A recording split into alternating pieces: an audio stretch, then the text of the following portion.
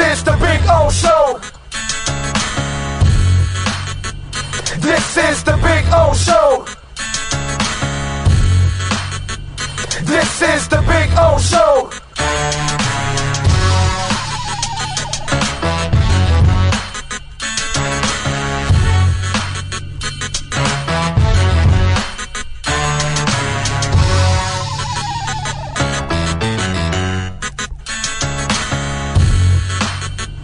This is the Big O Show. This is the Big O Show.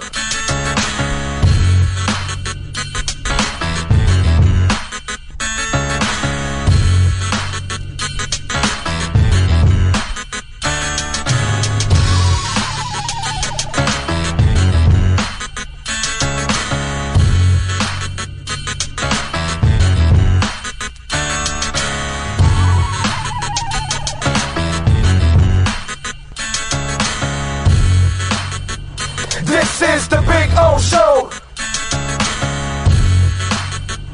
This is the Big O Show. This is the Big O Show. This is the Big O Show. Sports fans love a place with great food, cold drinks, and TVs everywhere. That's why sports fans love Sports Grill and their 7 amazing locations. Check out the Bird Road location at 11481 Southwest 40th Street in the back corner of the West Bird Shopping Center. Sports Grill is also now offering some great employment opportunities. All kinds of positions are now available from kitchen to hosting. Call for more information at 305-485-8845. From wraps to salads to amazingly delicious specialty dishes, Sports Grill is the home to the legendary special grilled wings. Since 1987, Sports Grill, good food, good drink, and good friends. It's the Big O Show. Judge, you tuned in to the hottest sports radio. When you need your warehouse looking good while staying efficient, there's only one place to find the finest racks in the business. Pallet Rack City in Hialeah. 305-424-8547. That's 305-424-8547. Pallet Rack City is the company you need when you want your warehouse sporting the finest racks in the business. After all, who doesn't love a great rack? Pallet Rack City. 305-424-8547. That's 305-424-8547. Orlando, a.k.a. the Big O. He covers all the South Florida teams. For over 16 years, EJDconstruction.com has provided South Florida residents quality craftsmanship, accurate project management, and exceptional service. That's why EJDconstruction.com is an A-rated member of Angie's List and the Better Business Bureau. When you're looking for the right custom home builder for additions or home remodeling, please call my friend Eric at 305-433-4843. That's 305-433-4843 for EJDconstruction.com. Dolphins to the Heat, well, you know what it means. Monday to Friday, lollipop blow in the...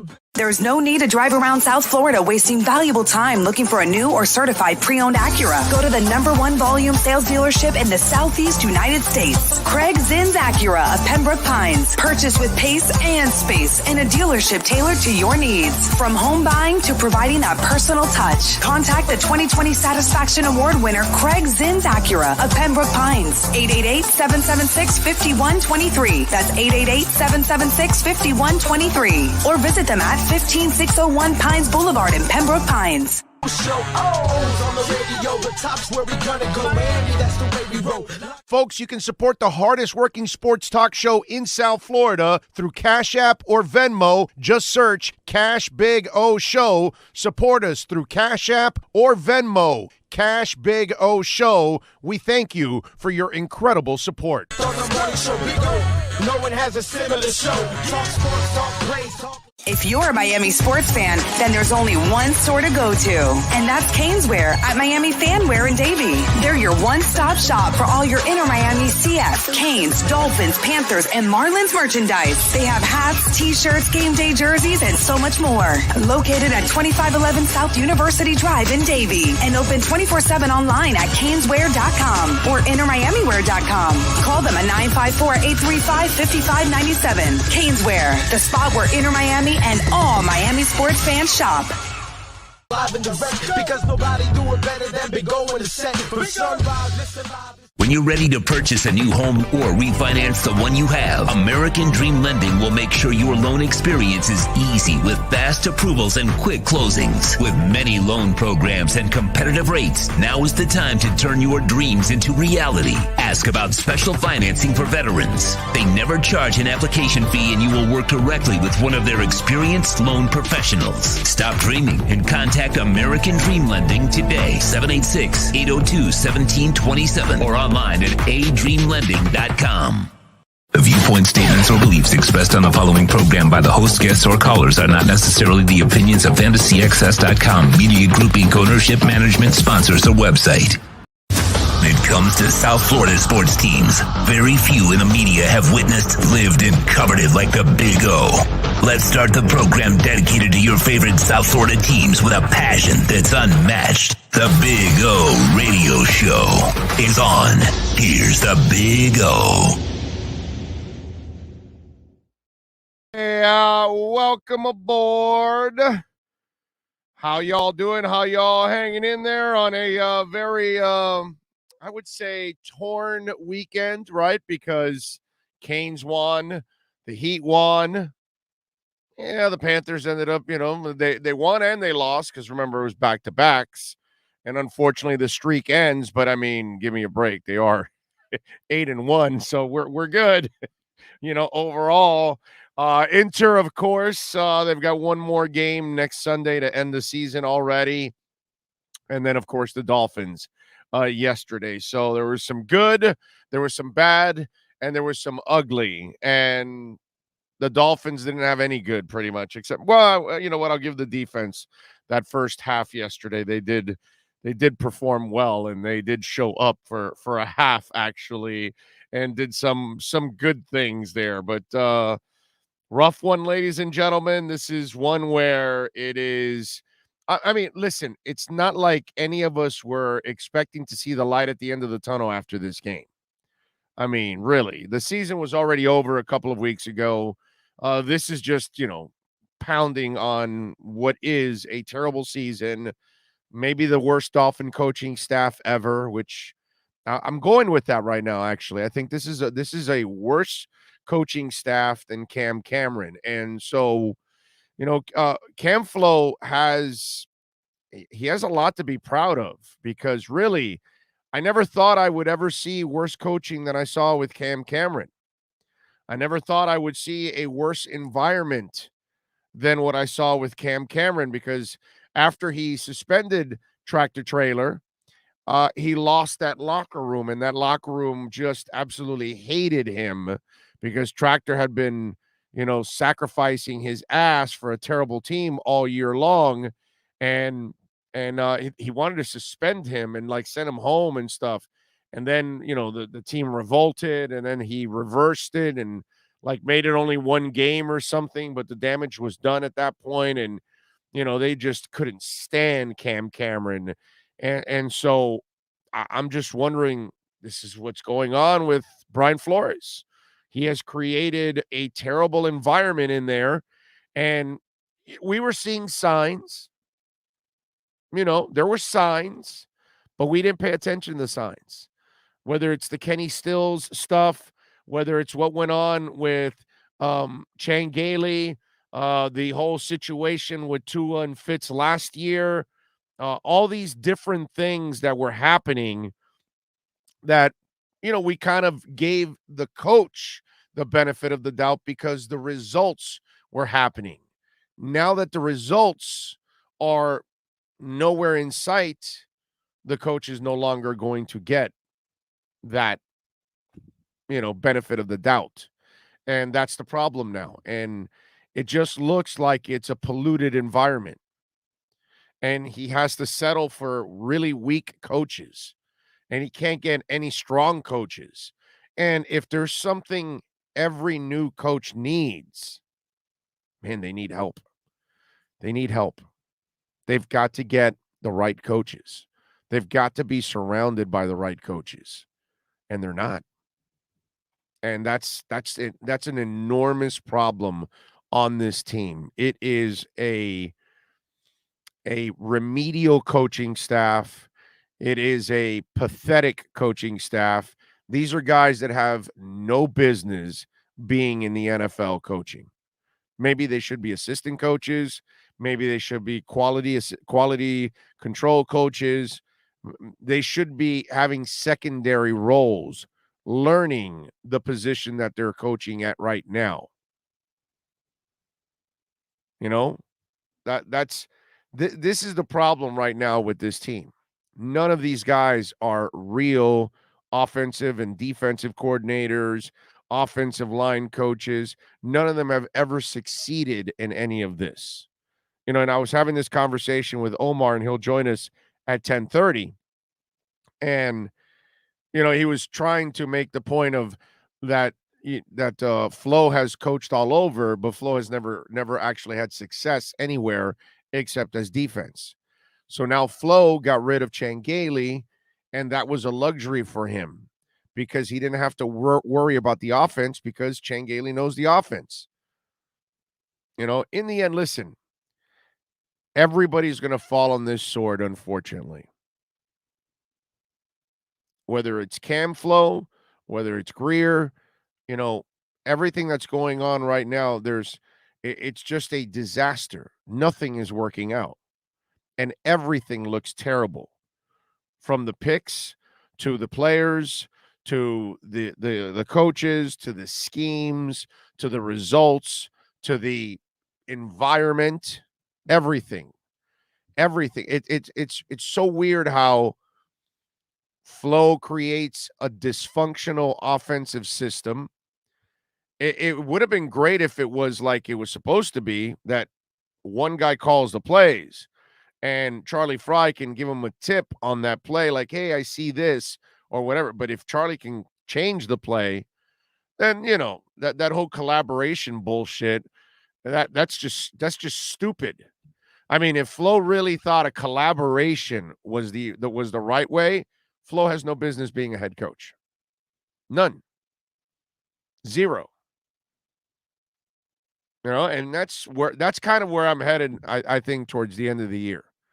For sure, I can already tell you Flo's a guy that, you know, I mean, there's nothing impressive right now about what's going on. And you can't go from where you were last year to where you are this year. And I don't know what he thought he was. If he thought he was going to be the Messiah for every position, he was able to, you know, drop knowledge in every spot and fix every problem. And, you know, I'll bring all of these young coaches along, when really he should have had a veteran coach in all these spots so they can help bring him along. That's how you're supposed to do it. You're supposed to be the head coach, and you're supposed to go out and get experienced coaches around you, and then you learn from them in the process, right? And that's how you become a better head coach. Because you're young. You haven't done everything. You probably climbed up through the special teams ranks or the offense or the defense. So you have an expertise on 1/3 of the team. But you need to learn from the other 2/3. That's why you get experience. And you look at it, special teams is failing. Offense is failing. Defense is failing. And why? Because now Flo is probably stretched too thin, thinking he has to do everything and help out in every area and walk into the receivers room and drop some knowledge and walk into the offensive meetings and drop knowledge and walk into the linebacker room and the defense and special teams. And obviously the knowledge being dropped isn't very good. So it's a bad situation, man. It's a bad situation. And it's only gotten worse. And the team has only made it worse with all of the Deshaun Watson crap. And, you know, Deshaun Watson isn't saving this franchise. That's the funny part. It's just we have this. You know what we're doing? We're going to go back to Ndamukong Suh. That's what we're going to do with this whole Deshaun Watson thing. You know, you go and sign Suh and you give him a stupid ass contract, and you think that's going to change everything on your team. And I get it. Quarterbacks can hide some stuff, But if you're a bad team, your quarterback's not going anywhere. Steve Young looked terrible in Tampa, and then he goes to San Francisco, and my Lord, he looks like a different player. I wonder why. Maybe it's because Bill Walsh. Maybe it's because he has an exceptional staff. Maybe it's because he also has great players around Steve Young to help him. That's kind of how it goes. Now, if you give a player, if they go somewhere where there's more talent, it allows them to shine. It's pretty simple. And now you're in a rut like we've talked about in the past couple of weeks. I've seen this story before now. So these guys will survive this year.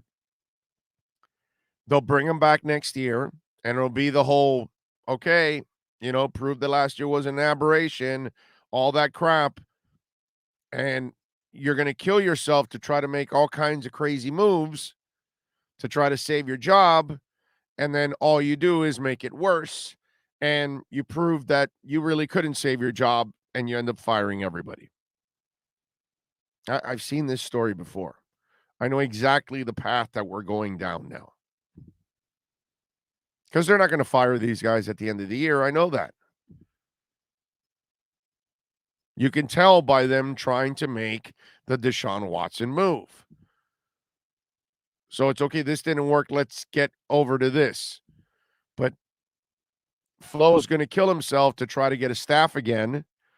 He's not going to be able to get any quality assistance. Apparently, he must be tough to deal with, to work with, whatever it is, because the guy's only been here 3 years, and he's made several coaching changes. And I don't mind if making a coaching change to improve. I'm good with that. I get it. But the problem is you're not improving. And that's an issue. It's an issue big time.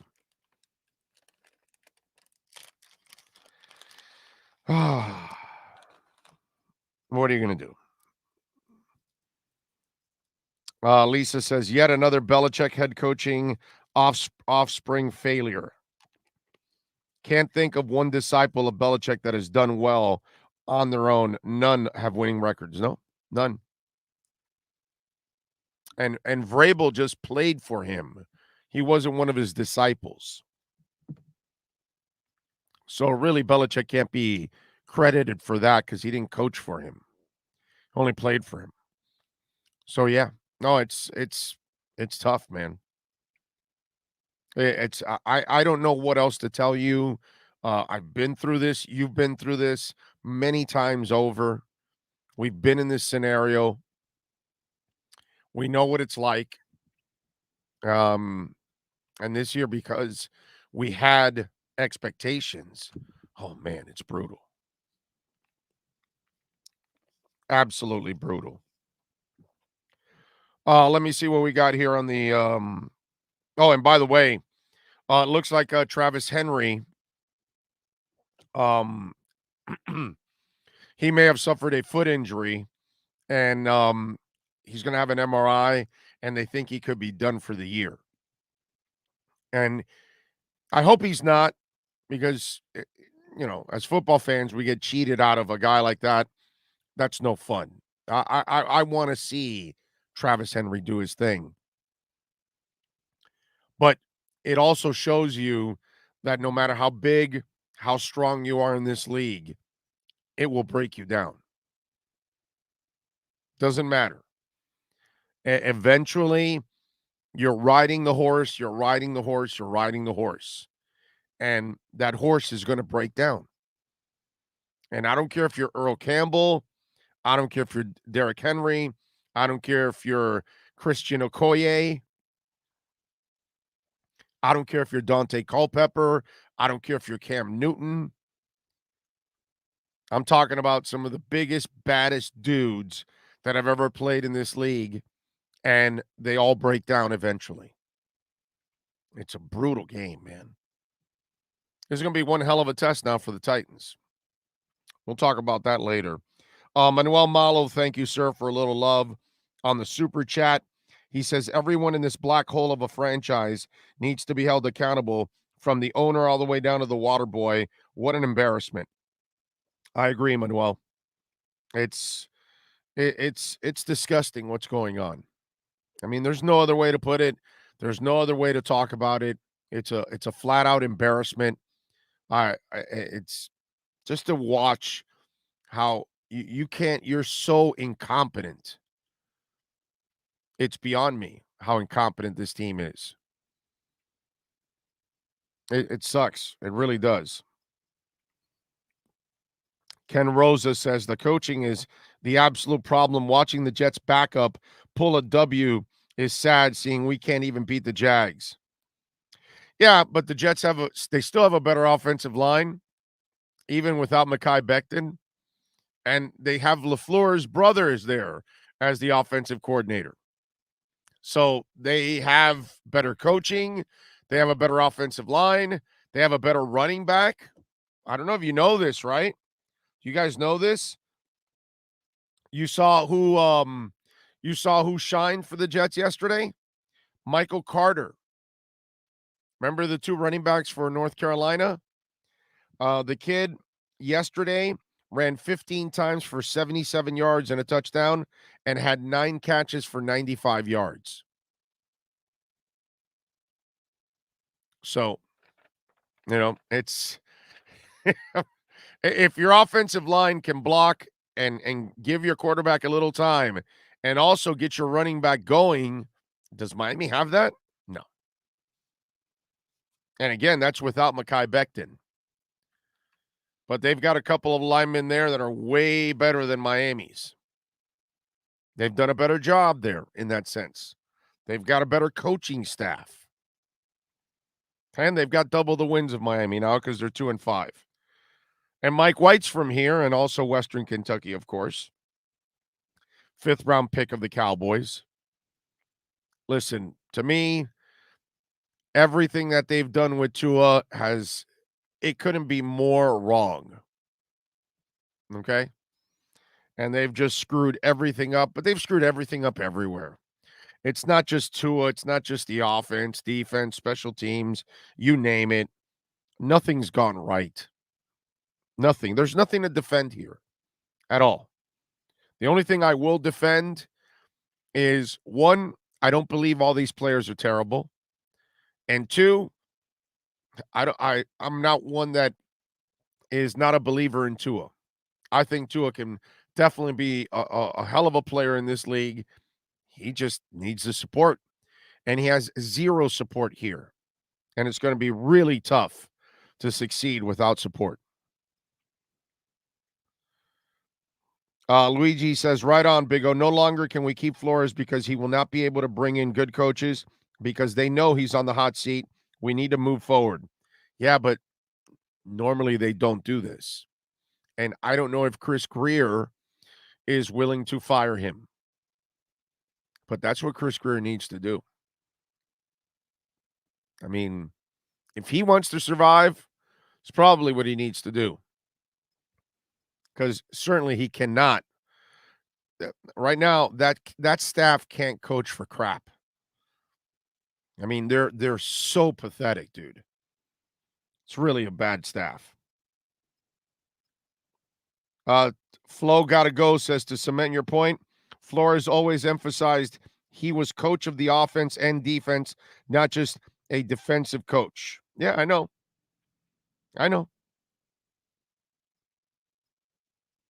Oh, did I say Travis? I didn't say Derek. Well, you know what I mean. Anyway, Big O, my son has quit on the Dolphins and got turned on to the Panthers thanks to you. Now I'm watching them and loving it. And by the way, they're talking about the Florida Panthers, not the Carolina Panthers. Okay, so I would never, ever, ever lead a Dolphin to any other team but the Dolphins. So just in case, he means the Florida Panthers. I'm sure of that. And by the way, you should be on the Florida Panthers. You know why? The Miami Dolphins are bad for our blood pressure. The Miami Dolphins are bad for our health. We love them. We can't live without them. Some of you, that's your wives or husbands. You love them. They're a pain in the ass, but you can't live without them. That kind of stuff. We love our Dolphins, dude. Somebody was telling me yesterday about, quitting on the Dolphins. And I said, that's not in my train of thought. I'm never going to root for another team. I can become a Steelers fan or a Rams fan or something, ridiculous like that. And then I'm rooting there and I'm wearing my Pittsburgh or Rams garb and they win. Do you think I'm going to have the same kind of feeling on a win like that than the team that I've grown up with since I was a child?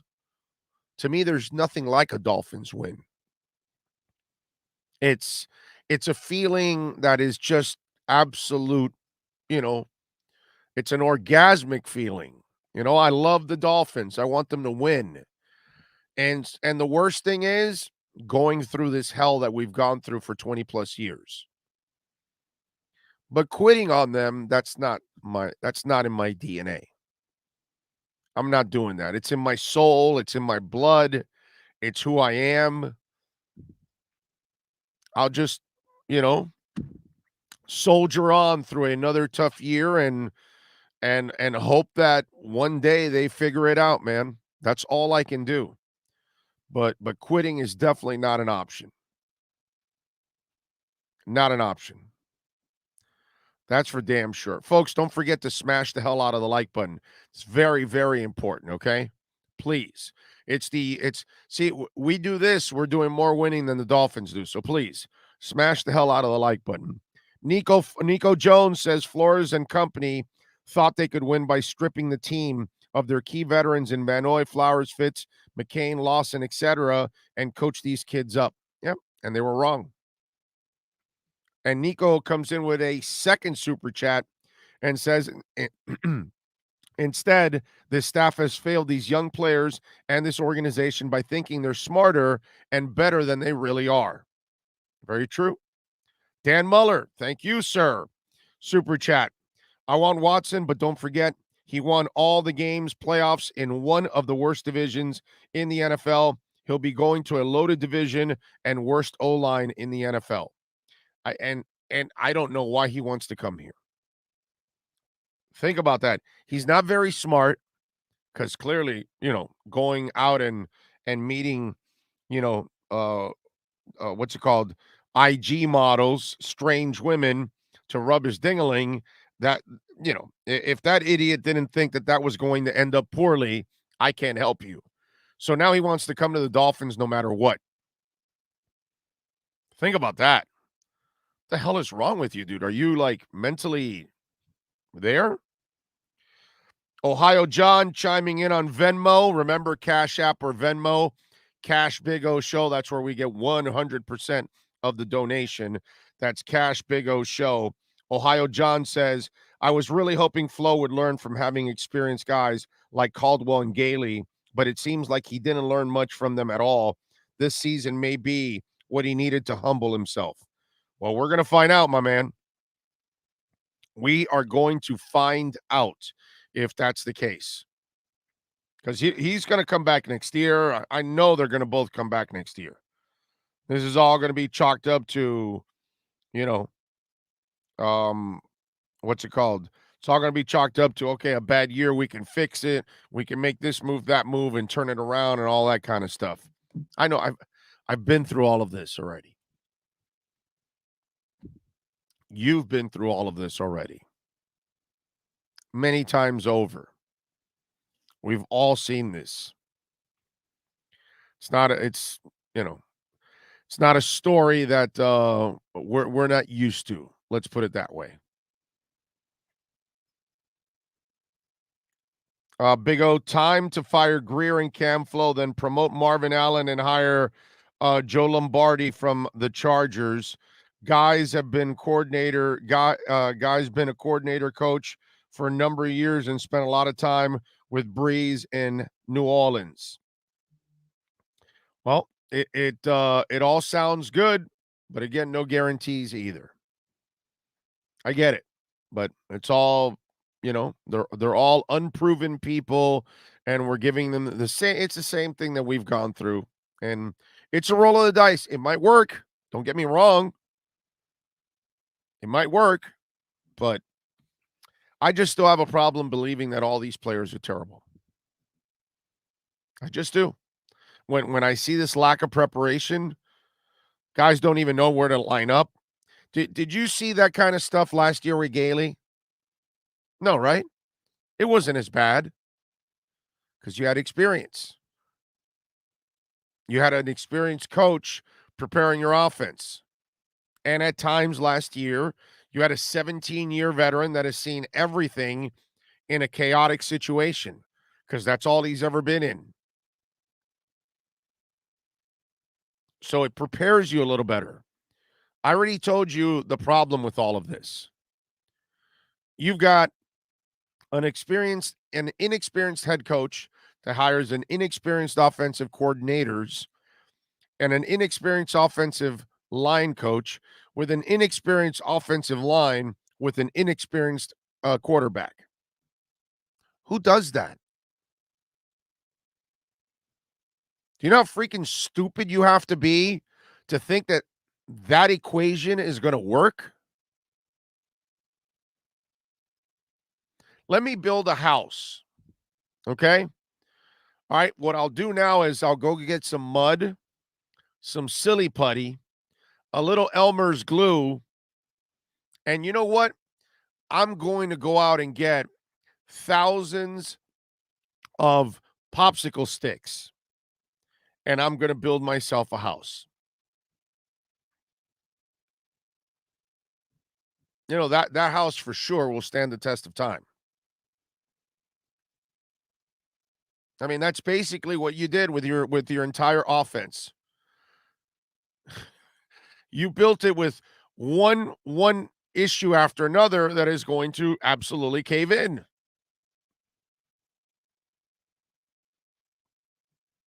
I mean, whoever thought that was going to work, you got to be out of your mind.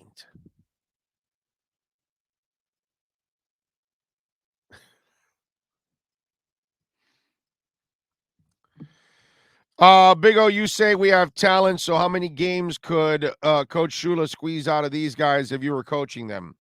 They're 1-7. They'd be easily 4-4 to 5-3 with Shula.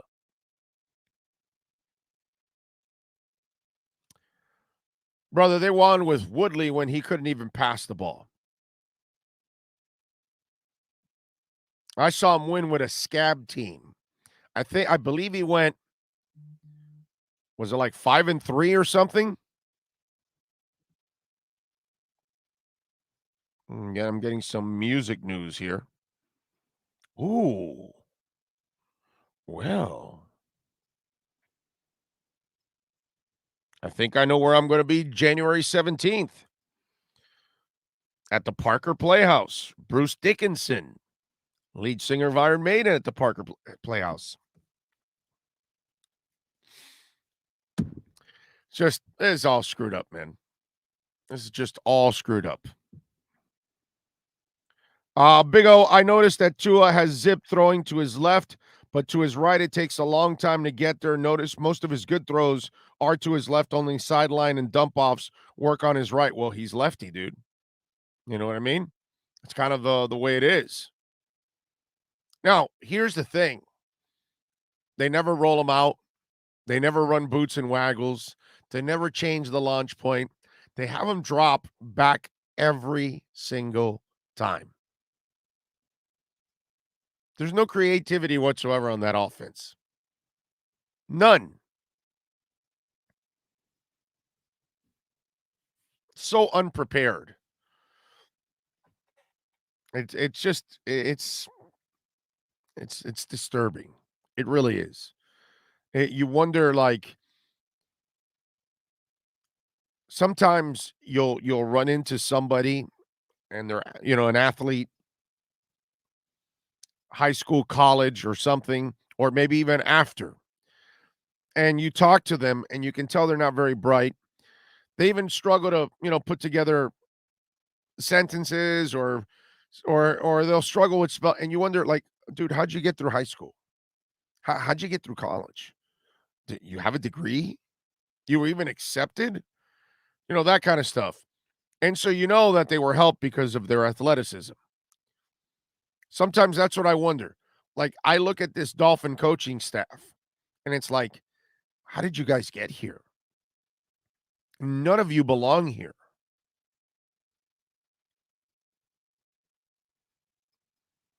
And this thing, man, could end up becoming a bigger mess at the end of the year. Tua's not that guy, but Lee Steinberg is. And I wonder what Lee Steinberg is going to say once this season ends about his client and the Dolphins.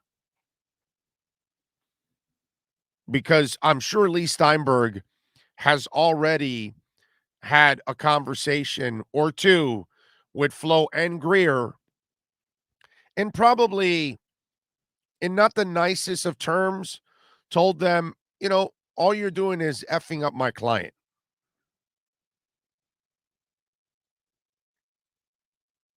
So this is, I don't even know what's going to happen this offseason. I really don't. Anthony says, Big O, how was your Halloween after Sports Grill? What did you do? Nothing, dude. I went home and relaxed. Watched the Cowboy game. Was impressed with the Cowboys, by the way. Gotta say, impressed. We'll talk about that later, but just relaxed. Hung out at home. Did nothing. I was tired. Went to bed. Tried to go to bed a little earlier. Rest the voice. Hasn't really completely recovered, as you can tell. All right, let's do this. Let's take a quick break. Hopefully when we come back, Omar Kelly and our EJDconstruction.com Miami Dolphins report. Let's do that next. This is the Big O Show.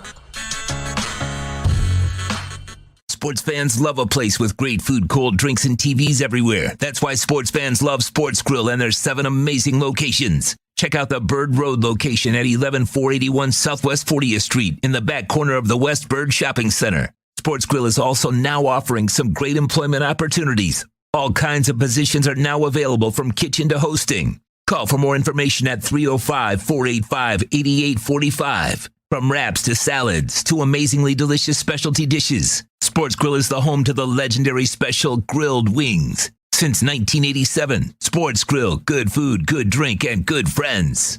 It's the Big O Show. Judge, you tuned in to the hottest sports radio.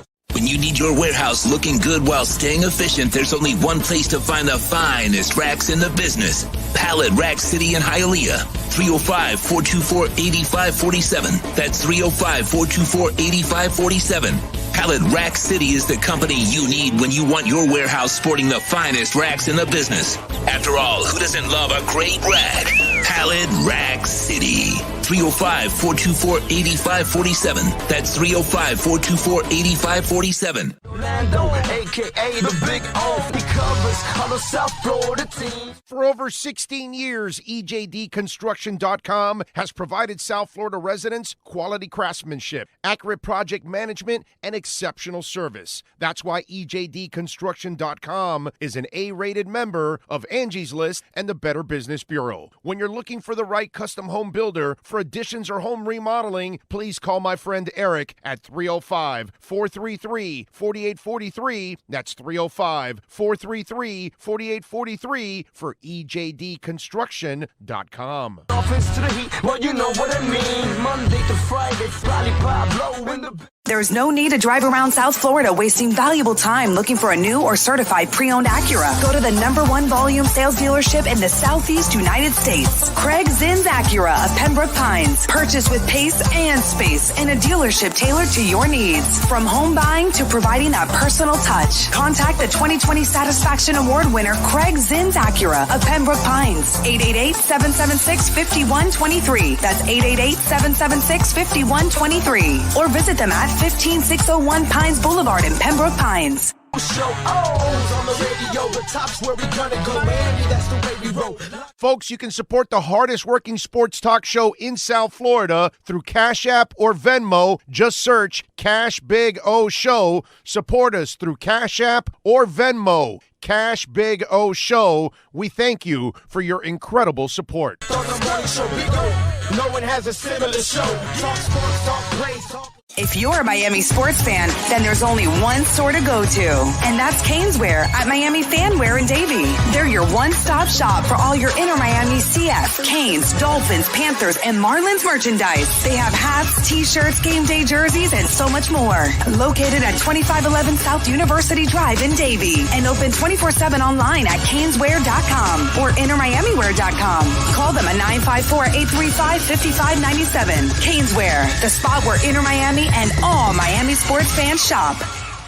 Live and direct, because nobody do it better than Big O in the set. From sunrise, listen live. When you're ready to purchase a new home or refinance the one you have, American Dream Lending will make sure your loan experience is easy with fast approvals and quick closings. With many loan programs and competitive rates, now is the time to turn your dreams into reality. Ask about special financing for veterans. They never charge an application fee, and you will work directly with one of their experienced loan professionals. Stop dreaming and contact American Dream Lending today, 786-802-1727, or online at adreamlending.com. The viewpoint, statements, or beliefs expressed on the following program by the host, guests, or callers are not necessarily the opinions of FantasyXS.com, Media Group Inc., ownership, management, sponsors, or website. The Big O Radio Show is home for the hardcore Dolphins fan. That's why we give you Omar Kelly twice a week. Buckle up. It's time for the EJDconstruction.com Miami Dolphins Report, exclusively on the Big O Radio Show.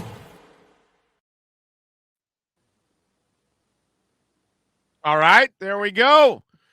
All right, there he is, the man, the myth, the legend. That is Omar Kelly in the South Florida Sun Sentinel. And, of course, our EJDconstruction.com Miami Dolphins report. What shirt is that? That's a cool-looking shirt. Is that a soccer shirt? It is a soccer shirt. Parisa. Okay. Nice. Very nice. All right, you just wore it because it looks slick? That's all it is? Not because you really follow the team or anything? I would be lying to you if I told you I followed soccer, because I don't. All right, so a day after or hours after the mess in Buffalo, what have you learned? They're not a very good team. Not that I expected them to beat Buffalo, but no. I'm thinking about foundationally, what are the building blocks of this team? Like, clearly you're not in Buffalo's league. That's not really a surprise. You haven't been competitive with them for a while, even though this team is probably supposed to be built to beat Buffalo. But if you look at this team, offensive line, defensive line, linebackers, maybe the secondary, running back, wide receivers, tight ends, quarterback. What is salvageable? What is something that you can build on? And probably the only thing that's really buildable is the secondary. Holland, Howard, Byron Jones, and now Peter King saying Xavier Howard. Expect the Dolphins to field call for Xavier Howard. Oh, please trade him already. Please trade him. Please trade him. God, please trade him. Yeah, so you can draft Noah Igbinoghene. But in the end, that's not a guy you build around anyways, because he's already up there in years. He wants more money. He's got a bad knee. So it's a ticking time bomb as it is. So you're probably better off because of not just because of the money, but all the other issues and where you're at as a team. That's not really a guy you want to build on anyway. So he's probably a guy you should move. I'm sure he's fine with it. like Christian Wilkins would be a guy. Who is what you're talking about? Christian Wilkins would be a guy that I would, but the problem I have with your question is that I can't really make an assessment on the talent because it's so poorly coached. I don't think we really know how good some of these players can be. And because it's so poorly coached, everybody pretty much looks bad. I think that's really at least for me, that's the way I see it. I would say I'm not even Christian Wilkins. Like his 5th-year option is coming up this offseason. I think he's done a good job, dude. I think he's developed into a good player. I don't mind keeping him. He's one of the guys that's actually kind of performed through the garbage that they have here on their coaching staff. And that's, even the young safety. I kind of like him too. He's actually shown me something. Ooh, Holland, Brandon. Yeah, no, Holland. I like Jones too. I like Jones too, but to a lesser extent. Holland, I really like. I think there's something there. It's just, again, with these idiots, I don't know if you'll ever see the best of him. That's my problem with all of this. Yeah. As I wrote in my Sun Sentinel column, I mean, it's a bad roster, poorly I saw it. I read it. That's not executing. I mean, it's a recipe for disaster. You're a bottom 4 team in this league, which, I thought about it, and I've been dabbling in this question. Is this team a better team than the one that Brian Flores inherited and Chris Greer took the power of? And 3 years later, the answer is no. And if the answer is no, then you absolutely unequivocally failed this organization. And that's right now, that's the only way to look at it. It's the only way to look at it right now.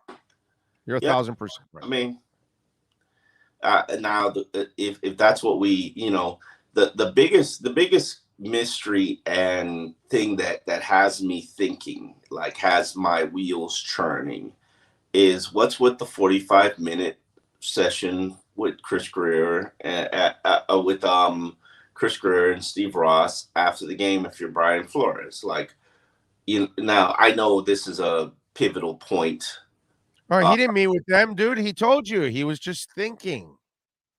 No. He says he meets with them after every game. Like, I'm not naive. No. In that press conference, he said, "I just sat there to think." That's what he said. He didn't.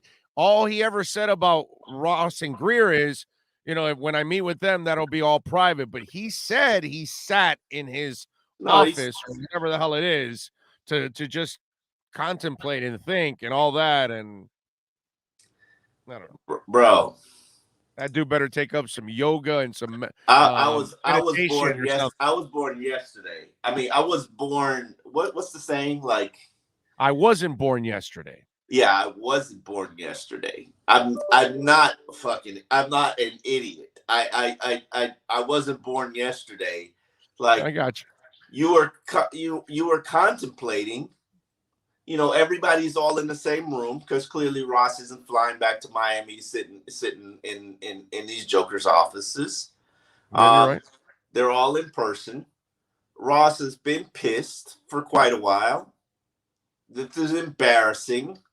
You were poorly coached. Like, the one thing that we can say about Flores' team, and let's be completely transparent about this. They suck? No. Oh, I'm sorry. He's never been completely outcoached. He's outcoached some very good coaches.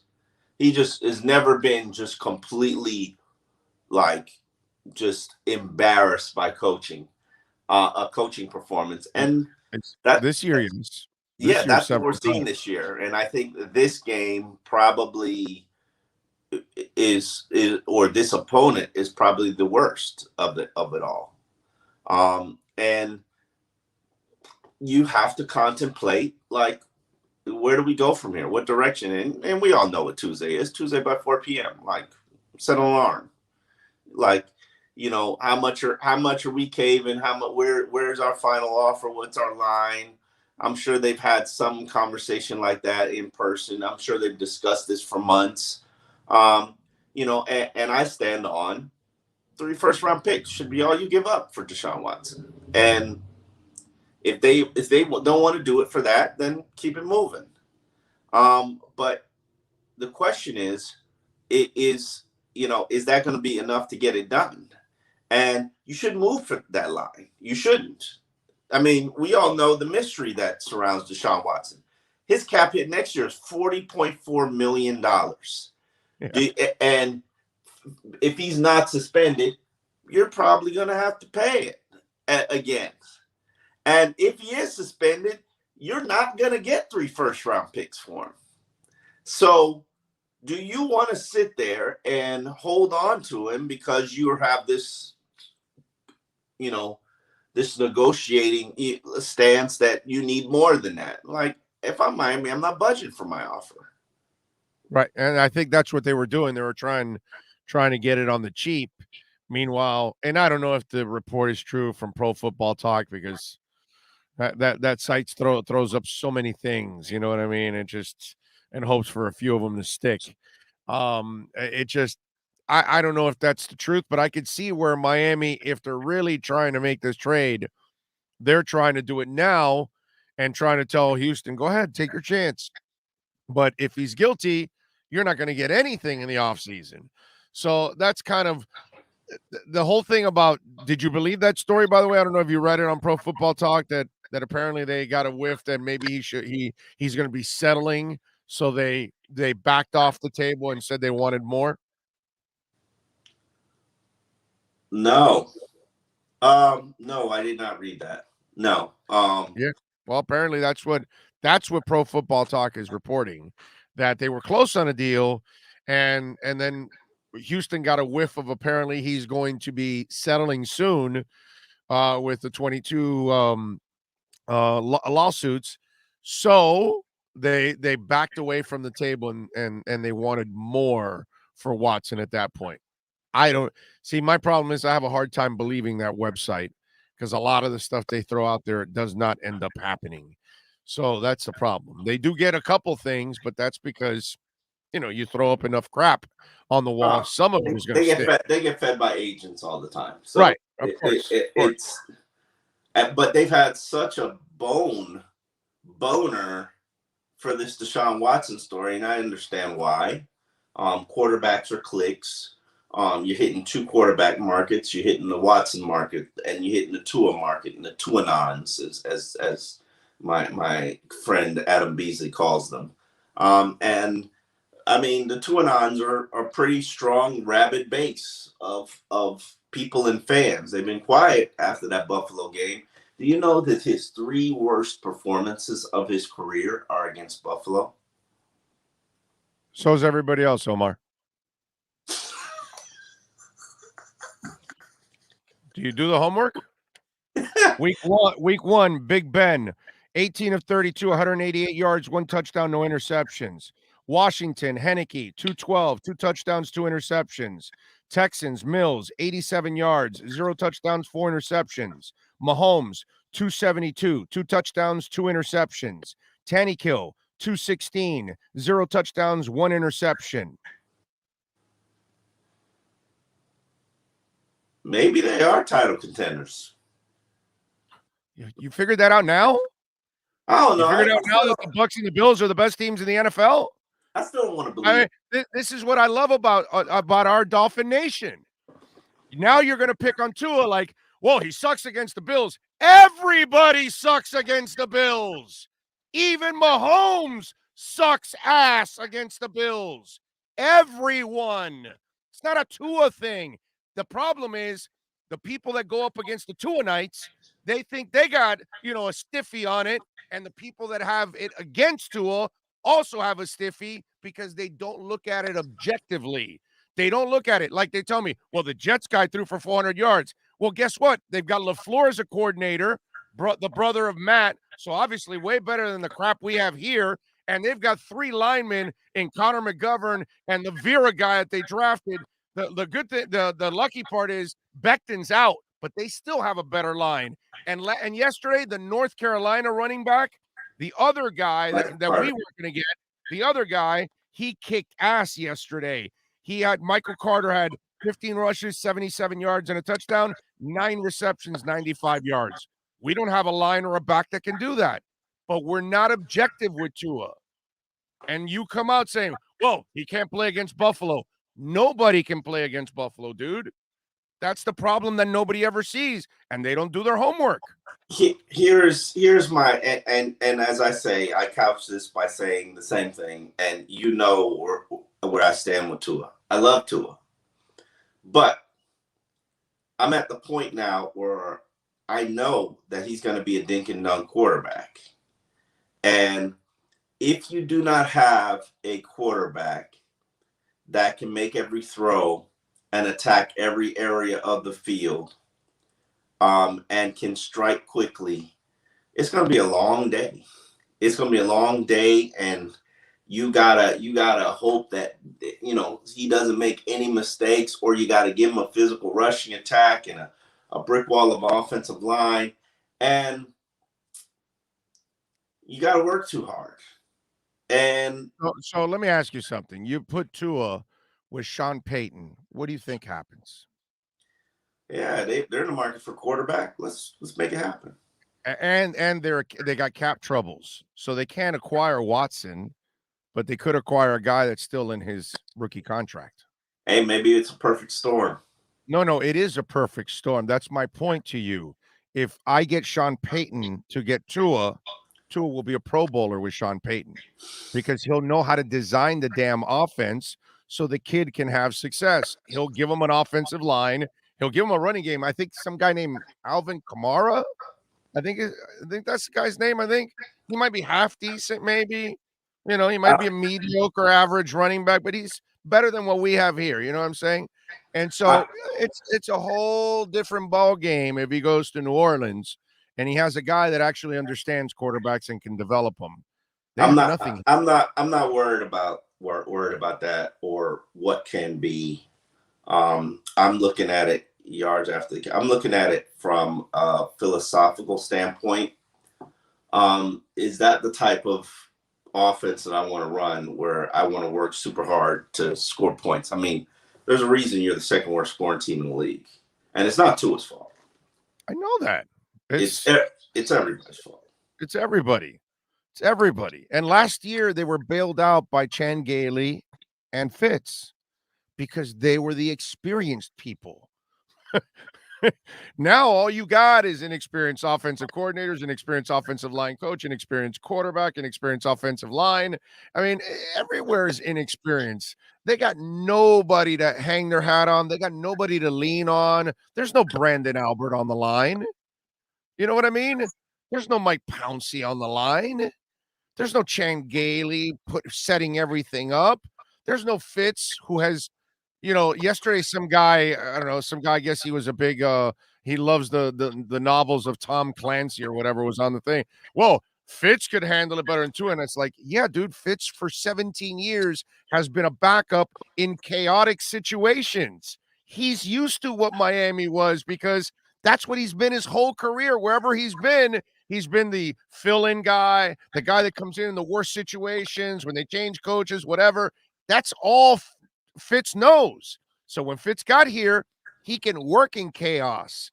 But, dude, it takes a long time in the NFL to learn how to be that. And we're not going to ask a kid like Tua or Herbert or any of these young cats to be in a chaotic situation and succeed. You can't do that, bro. I was thinking about it I was thinking about it yesterday. Not even the other day, yesterday. I don't even know what the score was, but I thought to myself, Xavier Howard and Ryan Fitzpatrick are probably responsible for 90% of Brian Flores' wins. Take those two out of the equation. Just those two. How many wins does Brian Flores have? I disagree with you, because Van Ginkel was also on the money last year in several plays. There were different guys. Ogba had a lot. Did he deliver wins?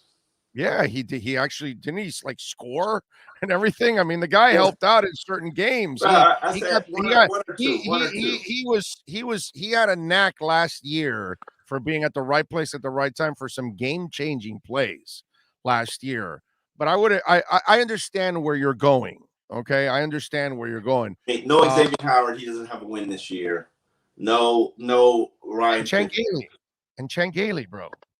You have to give Gailey the credit because just look at the offense this year and look at the offense last year. I mean, with the points were up to the Marino days. I mean, give me a break, dude. So obviously, you know, it's funny that the thing that he said that the reason why he hired Gailey is because he coached against him for years, and no matter what you did to him, Gailey had a counter, or Gailey knew what to do to attack it.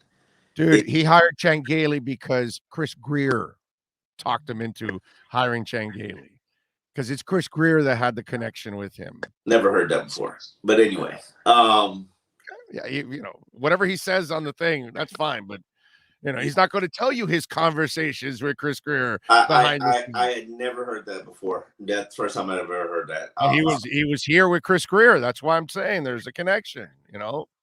But he doesn't know him from Adam. Chris Greer knows him. I don't think Chris Greer's been around him, has dealt with him. No, Flores is not. Flores doesn't know him from I don't think Chris Greer goes back that far. Gailey, of course he does. No, Gailey. He was here in the Wanstead years for sure. Yeah, I'd have to. You're gonna make me look this up now. Hold on one second. But they have a connection. I never heard that. Not disputing it. Never, but just never heard it. But go ahead. No, I'm just saying. It's just the situation is just so polluted at this point. So, and you know, everybody wants blood. So everybody wants to fire Flo and Greer. Yeah, and it's very understandable why you want to fire everybody. And nobody can argue with anybody that wants to fire everybody, because everybody deserves to get fired at this point. So I understand all of that, but that's probably not going to happen. So are we going to go through the same BS that we've gone through in the past, that he's coming back on the hot seat and now he has to scramble for coaches and they have to do desperation moves to try to save their asses? They overlap where he joined the Dolphins as a regional scout in 2000, which happened to be the year that Gailey was running the offense. Maybe they have a friendship as a regional scout. Like, come on, regional scout, you're like the bottom of the basement. Like, I know, but I saw him in the building during that time because I was a beat guy at that time, so I know he was there. I saw both guys during that time. That's what I'm saying. And they're both at the Senior Bowl together and all that stuff, you know, because all the scouts and coaches are together. So I'm just saying there is a crossover between those two, that they know each other is all I'm saying. Mm-hmm. To answer your question, if you're Brian Flores, you need at the minimum, you need a new offensive line coach. You probably need a new wide receiver coach. I would look for a new defensive line coach, because you're clearly not getting it done from pass rush standpoint. And then you need a new offensive coordinator. That's 4 coaches on the hot seat. What kind of caliber of assistant can you hire? To me, it all starts with the offensive coordinator. I mean, if they come back and they're doing the same old 2-step, you know, we're wasting time, which we've always done. Well, but we've always done that. But the problem is, he's not going to get quality at those positions. I those coaches aren't going to come here because they know he's on the hot seat. That's the problem. I do not disagree with you. However, I also know that Steve Ross is set in his ways about, unless he's just absolutely fed up. And yes, this market wants blood. This market always wants blood. Always. Yes. Always wants blood. Well, but listen, I don't blame the Dolphin Nation, bro. It's 25 years of the same brutal cycle with a different coach and a different general manager, and the results are all the same. My thing is, I don't blame the tortured fan base. I don't blame them. My thing is, you got to do it all at one time. We've done 2 things. We haven't done 2 things during the Steve Ross tenure. We haven't reset the organization from the top and did that. No, this is what they did. They just did that. No, they hired the guy, and he hired everybody else. They reset. He's been here. I don't count that. I'm talking about a guy who's going to come in and change everything. Like we still got scouts that have been here since the 1990s. Like that happens in every change. You always keep people, Omar, because there are good people in every organization. Not everybody's bad. So the people that don't make the decisions doesn't mean they're bad people. They just don't make the decisions. I did not say that they might be very good. We've never done that. We've never done it. He's a holdover, and that's you Omar, when Jimmy went to Dallas, he didn't get rid of the personnel guy. What's his name? The guy that's so serious. Gil Brandt.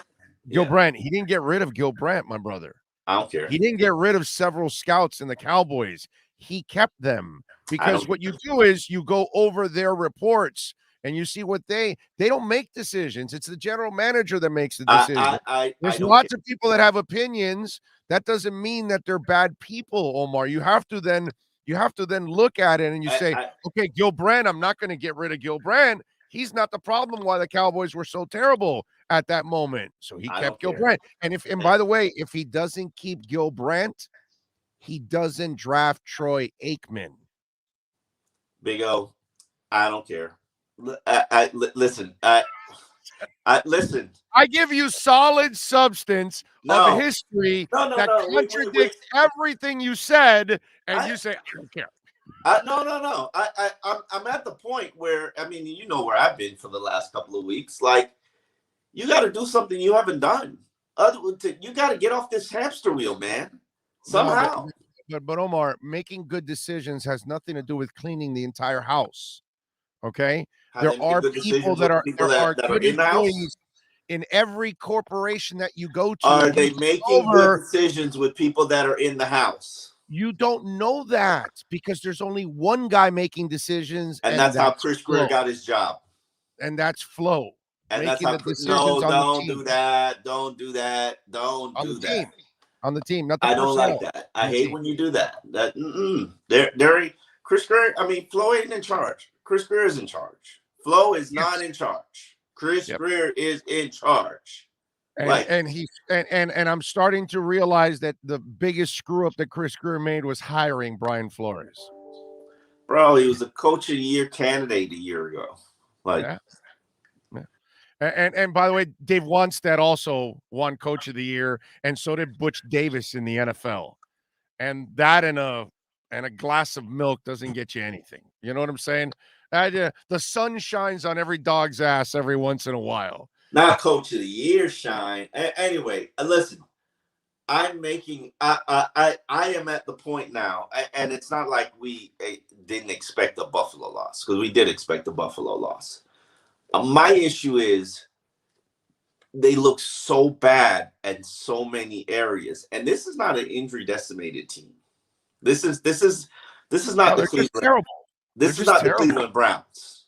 No, they're terrible. Or Baltimore. Or Baltimore. Yeah, no, let's not even put Baltimore in there because they're winning. Like no, but what I'm saying is they're injury riddled and they're winning. Yeah, I know. That's impressive. That's awesome. This is just a bad team. Yeah. And it's worse than he inherited. Hell, they're probably worse than the tank team. Like it's Oh yes. And how? Hey, this is worse than the 1-15 Cam Cameron team.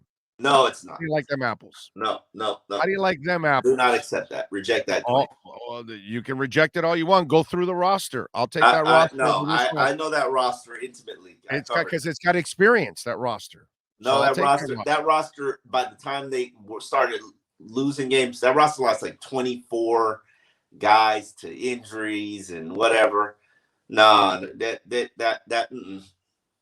like that roster had no quarterback. This one can beat that roster. Now, they might not be able to beat 2019, but they can beat that roster. God, this is bad, man. This is so bad. Like no linebacker. So tomorrow, who's on this? Who's gone from this roster? X, Devontae Parker, Tua. I mean, Jameis Winston got injured yesterday. Unfortunately, poor kid got carted off. They need a quarterback in New Orleans. Here's my thing about trading away players for draft picks. And keep in mind that, I'm usually not opposed to that. But what are you going to do with those draft picks? Right. I get it. I get it. Like, right now. Are we gonna draft Austin Jackson and Noah Igbenogany? Right. Even Christian Wilkins? Like, I get like, bro, this ain't it. Like, I fundamentally, and I keep thinking about that 2018 team that Gase, the one that quit on Gase at the end of the season. They were just done with him.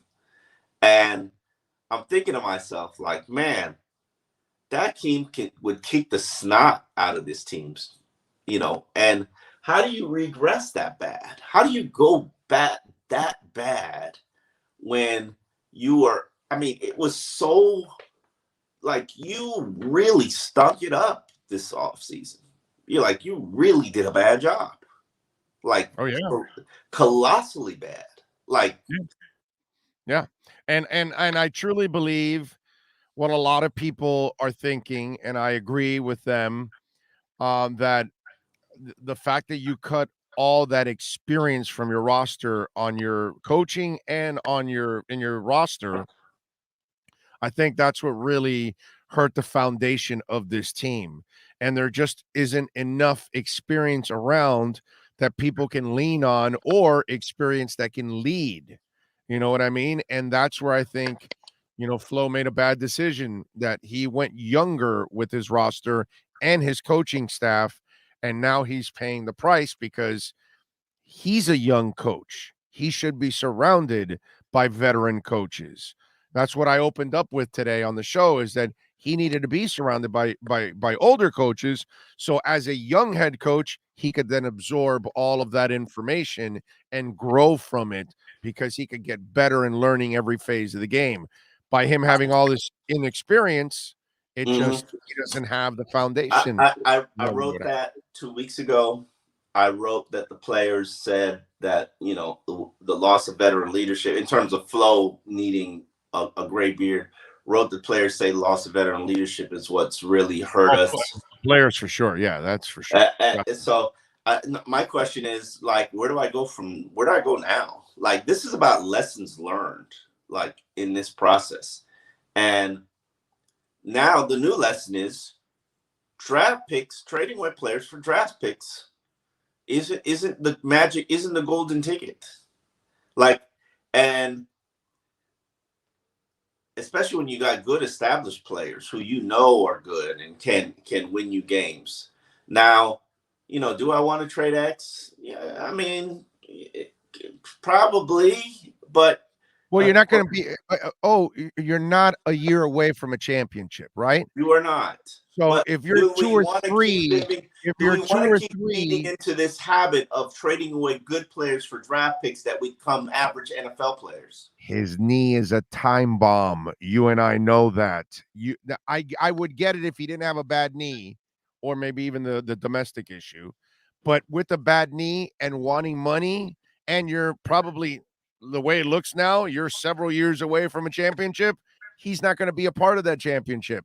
So, dude, you're actually better off trading him away and playing the hell out of Noah to find out if he can play or learn. And if he can't learn, then you can move on. But you're probably better off that way, because that way you can clear 2 roster spots, or finally find out about another one of those roster spots. But X will not be here when you are good. So trade him now while he still has value and that knee hasn't given out again. That's just me. You're never going to win this way. Okay. You're not winning now, so it doesn't really matter. Yeah, it's not the right way to build a team. Now, would I do it? Probably, but it's not the right way to build a team. And all this tanking and purging and trading away quality players for, well, Flo and Minka. What can I tell you? Guess he didn't want to play for Flo. those were the signs, and we didn't look at him enough. And by the way, you've been saying that he's an a-hole for a while, and so apparently this a-hole stuff has taken a toll on this team, and this is one of the problems because you would still have Minka here if maybe the coach was a little bit more flexible. I think about it. I don't know if I said it to you or somebody else. Minka and Tua, their personalities are very similar, and it just ain't gonna work. Oh no! Well, Tua's done. I mean, it's over here. He cannot go on over here if you replace him. well, no. It's what do you mean? Flo? You mean if you replace Flo? Either or. Okay, yes, I agree. Either or. Yes, yes sir. Yes, yes. One, I think it's unhealthy that we continue to assume that the Watson deal is going to go through because we don't know. We don't know. Of course, I agree. But Tua, look, there's no doubt in my mind. Lee Steinberg, the day the season ends, the next morning, Chris Greer is going to get a call from Lee Steinberg. Why would you wait? Why would you wait? And Lee Steinberg, I'm trying to get to New Orleans right now. Well, yeah, true. But it's going to be a little harder right now and all that. But at the end of the year, he's going to mother F everybody in that building. I'm talking about Lee Steinberg. And he's going to say, you guys are a disaster. You're ruining my client. I want to get him the hell out of there. You guys are incompetent as hell. We need to make something happen. I'm going to go public with this if it doesn't. But because I know what happened. So, and Lee Steinberg will, so I think Lee Steinberg is going to go off on these guys. And if I'm Tua, if he hasn't already. You're right. And if I'm Tua, there's no way that at the end of the year, you're going to say, I want to continue with these guys because they don't support you, bro. You're going to keep going home to the woman that's banging everybody in the neighborhood. No, dude, you're going to get the hell out of there eventually because you're not getting the love. So they've not only is they may not end up getting the watch. Every woman in the neighborhood, it's a supermodel. Okay, well, whatever. So you're sleeping with Hallie, okay, and then you come home, And then you come home because Hallie don't want to marry you. Yeah, but I mean, I'd do everything to just stay home with Hallie, but whatever. Anyways, that's just me. But I'm just saying, all of this in the end, you may end up losing out on Watson, and Tua wants to get the hell out of here. That's what happens in infidelity, brother. You mess up your happy home. You don't end up with either one. Huh? You don't end up with either one. They both find out about each other. You're out. I mean, no. Watson knew Dolphins had a girl. Dolphins knew. I'm talking about real life when you have the guy that gets caught with in the love triangle, and they both find out about each other, and they're like, "What? Don't you love the ones where they like link up and they talk about you, and then they meet up together? Oh yeah, man. Oh yeah, that's it. Yeah. You got two women motivated. Oh yeah, your life is over, dude. Yeah, your life is over. Unless the woman knows that you're already involved in the relationship, and then she's just a serial cheater. Where there are women like that as well. Anyway. All right, so give me a guess because that's what it is right now. Who's off the roster tomorrow, or there's nobody off the roster tomorrow? Only guess that I have is I think you do what it takes to get Watson, because that's your, as Dave Hyde put it, your get out of jail free card, and you buy yourself some time. You buy yourself a season. You don't try to trade. You don't try to trade Parker for anything, whatever you can get. Nobody ain't trading for Parker. Come on, bro. Come on, you got to be able to get a 6th or 7th rounder for him. Oh, come on. You wouldn't give up Jakeem Grant for a 5th rounder. Now you want a 6th. No, but Jakeem Grant was the best returner in the history of the Miami Dolphins. Let's get that straight, young man. Devontae Parker is probably Devontae Parker is the greatest injured receiver in Miami Dolphin history. Him and Yatil Green. It's like a really tight race. I knew you were going to say Yatil Green's name. I knew but I got to give Parker credit because he fought through the injuries way more than and actually has produced way more than Yatil. I never knew yesterday. I never knew Devontae Parker was that good. Like, I watched him drag his body during practice this week. Devontae Parker had superstar talent, bro. He is never open. That's it. He's done. All those injuries took away all his speed, because when he was coming out of Louisville, he still had the speed to take the top off the defense at his size. But once he's had all these injuries, like any player, once they have injury after injury after injury, they're never the same player ever again. They won't leap the same, they won't run the same. He looked pretty damn good for somebody who, can bear. That tells you how special he is.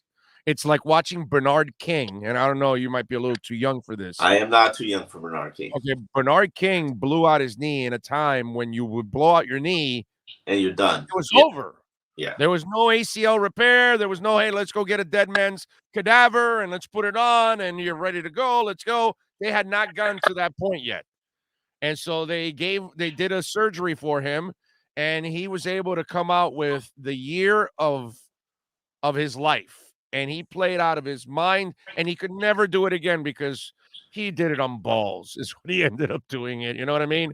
It's one of those deals. And that showed you that how good Bernard King was and how talented he was, that with a crippled knee, he went out there and balled out anyway. You know what I mean? Look at Dwayne Wade for those final years where he changed his game and still was productive. And why? Because he's a freaking great player. So great players can adjust as their skills diminish. And that's what Devontae Parker is. You'll see the flashes because the kid was a special talent, man. Here's why you can't have a fire sale. Real shame. Here's why you can't have a fire sale. Team will absolutely quit on you. Not that guys aren't trying to get out of here. But if you're just barely holding on right now, and think about it, it's about self-preservation at this point. Flo has got to get to the point where Flo can't finish with a 3-win team, a 4-win team. You think they can get to 4? Honestly? No. Okay. So then trade X. No, but Parker, you can't get to 4 wins with. Dude, they won 5 his first year without X. So screw it, man. At this point, X, Devontae Parker are 2 pieces. There aren't a lot, actually, Omar. You can't have a fire sale because they're so young all over the place. Really, there's only a couple of pieces you can move. And my list is X, Devontae Parker, Jones, if you want to move the other corner, because a lot of money. And then the only young guy that you move is Tua, because you already quit on him. Everybody's for sale. If I'm going the fire sale route, everybody's for sale, Big O. No, I get it, but I don't think there's a fire sale. Everybody is for sale. But fire sale would be a whole bunch of veterans. They don't have enough to trade. It's just a couple of pieces that you would try to trade. That's it. That's what I would do. If I'm not doing that, but if I am doing that, everybody's for sale. You want Christian Wilkins? You want Emmanuel Ogbah? No. Ogbah, yes. You want Jerome Baker? You want everybody? Holland is probably the only person that I don't see. If I'm gonna do it, Holland and Waddle are off the table. Everybody else can go. Don't matter who you are. Liam Eichenberg, don't matter. If I'm gonna go that route. Like it, and there's no reason that you shouldn't go that route because, like, what are you building to? Right. That's my point. That there's really nothing here at the moment. So if you can move a couple of pieces, the ones I talked about, I wouldn't go to the extreme you're talking about. I would only move a couple of pieces. X, I would definitely move if I can.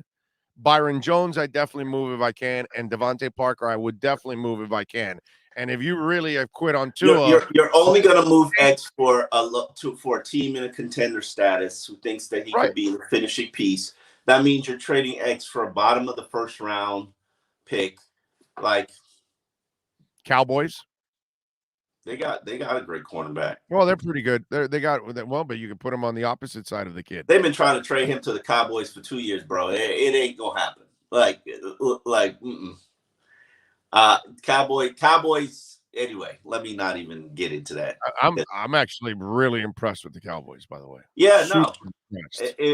If Wow. they've been trying to trade him to the Cowboys for 2 years, so maybe, I don't know. I don't care at this point. I mean, the Saints also, but the problem is now the Saints they have no assets, and they're not even playoff contender. And they have a bigger need now at quarterback, actually. So they're not going anywhere without a quarterback. So that's why the Tua thing. If you quit on Tua, at this point, I'm trading Tua for what I gave up for Josh Rosen and keeping it moving. If I get Watson, yeah, you can probably get a second and a fifth. That makes a lot of sense. I think New Orleans would give you a second and a fifth for him. Probably, maybe. I know Sean Payne will make him a stud. So that's just me. But what can I tell you? Follow him on Twitter at Omar Kelly. And more importantly, catch him at the South Florida Sun Sentinel, as always, doing excellent work covering the Miami Dolphins. And, of course, you can catch him here several times a week with the EJDconstruction.com Miami Dolphins report. Thank you, as always, my friend. We'll catch you on Friday and talk about the trades. Later. All right, let's take a quick break. Hour number 2 is coming up. That's our EJDconstruction.com Miami Dolphins report. You've been listening to the EJDconstruction.com Miami Dolphins report with Omar Kelly. For additions, home remodeling, or custom work, call Eric at 305-433-4843. EJDconstruction.com is the custom home builder and general contractor you can trust. 305-433-4843. This is the Big O Show. Sports fans love a place with great food, cold drinks, and TVs everywhere. That's why sports fans love Sports Grill and their 7 amazing locations. Check out the Bird Road location at 11481 Southwest 40th Street in the back corner of the West Bird Shopping Center. Sports Grill is also now offering some great employment opportunities. All kinds of positions are now available, from kitchen to hosting. Call for more information at 305-485-8845. From wraps to salads to amazingly delicious specialty dishes, Sports Grill is the home to the legendary special grilled wings. Since 1987, Sports Grill, good food, good drink, and good friends. It's the Big O Show. Judge, you tuned in to the hottest sports radio. When you need your warehouse looking good while staying efficient, there's only one place to find the finest racks in the business. Pallet Rack City in Hialeah. 305-424-8547. That's 305-424-8547. Pallet Rack City is the company you need when you want your warehouse sporting the finest racks in the business. After all, who doesn't love a great rack? Pallet Rack City. 305-424-8547. That's 305-424-8547. Orlando, a.k.a. the Big O. He covers all the South Florida teams. For over 16 years, EJDconstruction.com has provided South Florida residents quality craftsmanship, accurate project management, and exceptional service. That's why EJDconstruction.com is an A-rated member of Angie's List and the Better Business Bureau. When you're looking for the right custom home builder for additions or home remodeling, please call my friend Eric at 305-433-4843. That's 305-433-4843 for EJDconstruction.com. Dolphins to the Heat, well, you know what I mean. Monday to Friday, Pablo in the... There's no need to drive around South Florida wasting valuable time looking for a new or certified pre-owned Acura. Go to the #1 volume sales dealership in the Southeast United States. Craig Zinn's Acura of Pembroke Pines. Purchase with pace and space in a dealership tailored to your needs. From home buying to providing that personal touch. Contact the 2020 Satisfaction Award winner Craig Zinn's Acura of Pembroke Pines. 888-776-5123. That's 888-776-5123. Or visit them at 15601 Pines Boulevard in Pembroke Pines. The viewpoint, statements, or beliefs expressed on the following program by the host, guests, or callers are not necessarily the opinions of FantasyXS.com, Media Group Inc. ownership, management, sponsors, or website. When it comes comes to South Florida sports teams, very few in the media have witnessed, lived, and covered it like the Big O. Let's start the program dedicated to your favorite South Florida teams with a passion that's unmatched. The Big O Radio Show is on. Here's the Big O. Hour numero dos on the program. This was a long first hour, obviously. But hour number two, we are rocking and rolling. Appreciate all of you out there, as always, keeping it locked. I also appreciate Sheba making a run on a beautiful Monday. Not because of the Dolphins, because it's not really beautiful because of the Dolphin side, but I do have to say crypto makes me feel a lot better about the Dolphin season. The Miami Heat make me feel a lot better about the Dolphin season. The Florida Panthers make me feel a lot better about the Miami Dolphin season. So thanks to Sheba. Thanks to Cody. By the way, Cody making a major charge.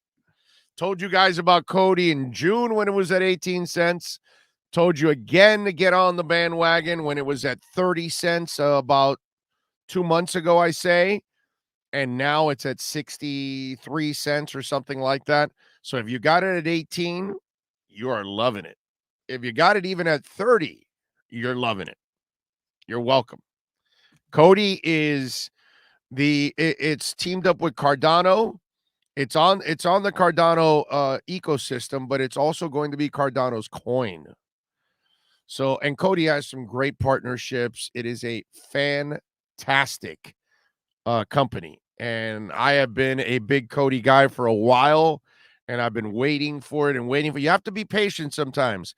Some of these coins take a while. Sometimes they'll consolidate. Look at Cardano. It does it a lot. It consolidated on us in the 90 cent to $1.06 range. Then it went up to like 120, and it hung out there for a couple of months, and we were frustrated. Then it jumped up into the 140s, 150s. Now it's in the $2. And I love when I hear people complain, oh, Cardano, man, I think I'm going to sell my Cardano because it's – and that person probably bought it at 190 and it's up to $2, 220 or 202 or something, and they're not satisfied. And that's how you lose money in crypto. You have to stay the course and ride it out. If you believe in the company and believe in the coin, you ride it out and it'll continue to climb.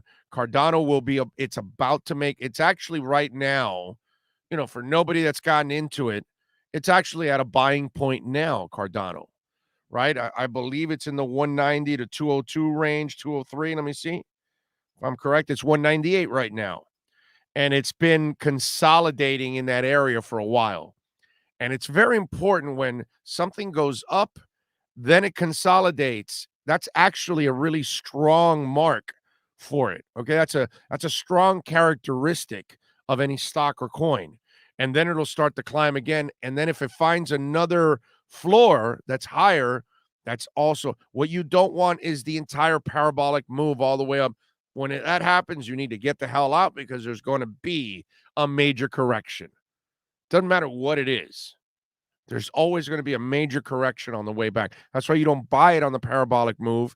You wait patiently and wait till the parabolic move stops, and then the drop comes. That's when you buy, when it hits the floor of the drop, or wherever you think that floor is. So that's very, very important. Just to give you a little heads up, and let me see where CKB is right now. This is a new coin that I'm also into now. It's called CKB, is the abbreviation for it. It's the Nervos Network, NERVOS Network. And right now it's just under 2 cents. I got it around 1.8, 1.9, right under 2 cents. It went over 2 cents yesterday. It was at 277, 290, 209. In other words, it almost got to 2.1. But the Nervos or CKB, inoperability is a problem in crypto. And those of us that have been in crypto for a while, if you're trying to send money or coins from one wallet to another, you've noticed that sometimes one wallet won't connect to another.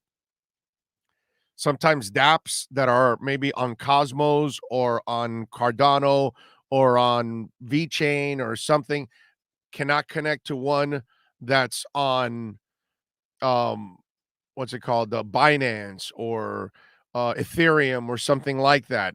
So that's been an issue, and so they can't work with each other.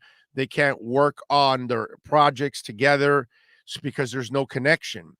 And yes, there's the Harmonies of the world and those kind of companies that are building, and Harmony we've talked about, and Harmony went up, by the way. But Harmony, they build bridges for blockchains.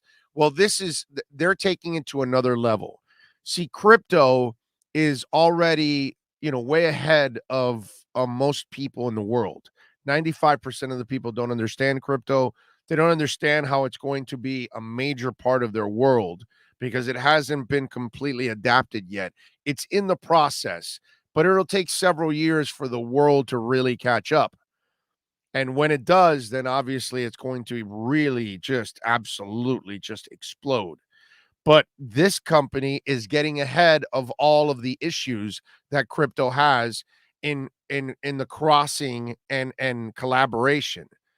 And so what CKB does is they build bridges for all different platforms to connect, so you can send and receive, so you can work with one to another. Because right now, the blockchain, basically the internet is being built right now, but it's got a lot of chains and they need to connect so we can have a flowing market from one place to another.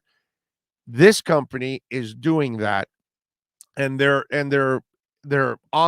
pretty much the only company doing this at the moment, where you can actually do everything: connect, transact, communicate, all the things that you need to do. I love this coin, okay? And it's under 2 cents. And these are the kind of coins that you want to get in on. Of course, you want to get Solana, and it's $180, $200. And yeah, it'll probably go up to $300-$400 and $500 and maybe $1,000, but you already know it's a great coin. You know what I mean? And for it to double and triple and all that is going to be a lot harder. It's going to take a lot more what's it called? Market cap. It's going to have to grow to just a ridiculous number. So it's a lot more challenging. You get something that's I just told you about Cody. Cody's at 18 cents. It's now at 63. So I've already more than 3 times my money now. And I believe Cody's going to continue climbing. So I'm going to be able to 4, 5, 8 times my money that I invested. That's why I'm telling you this, because it's just under 2 cents. The thing gets to 10 cents and you 5 times your money. So, these are just give you a little heads up.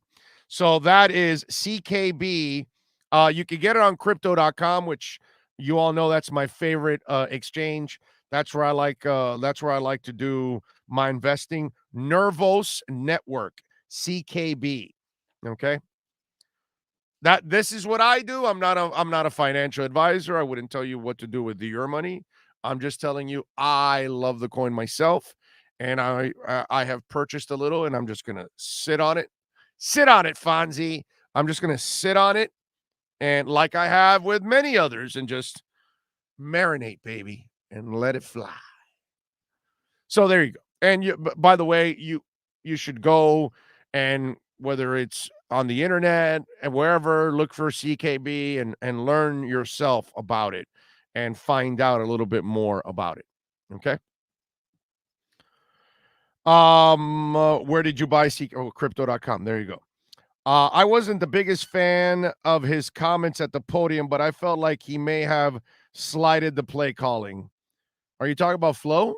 Or you talk about Tua?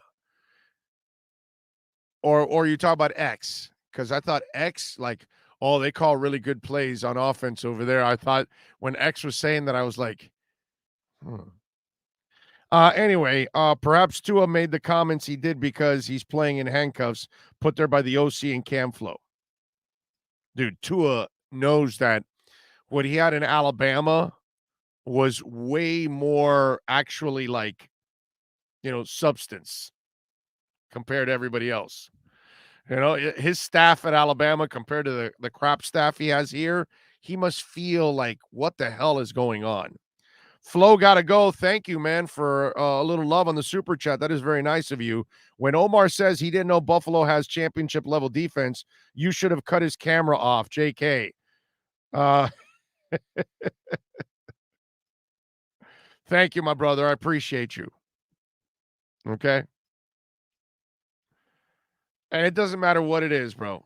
Okay. The total doesn't matter.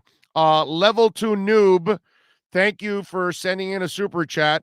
I figured out a way because when I was talking to Omar, they'll disappear because there's over 600 people right now on the chat board. And please smash the like button. Please, please, please. It really helps our show. Level 2 noob, what I do now is when I see a super chat and I'm talking on an interview and it'll disappear by the time the interview is done, and then I won't be able to see a super chat, I'm screenshotting it. So I have level 2s. And he says, bro, we had 2 losing seasons from 70 to 2003. 2004 on, we've had 11 on 12. Yeah, we're out for blood. I don't blame you. I don't blame you, man. I can't blame a Dolphin fan that is ravagely pissed. I can't blame a Dolphin fan that wants to effing fire everybody. I can't. Notice how I don't tell you you're wrong, right? When I tell you, I want to fire Chris Greer, I want to fire Flo, I don't tell you you're wrong ever. If I think you're wrong, I'll tell you you're wrong. You know how I am, right?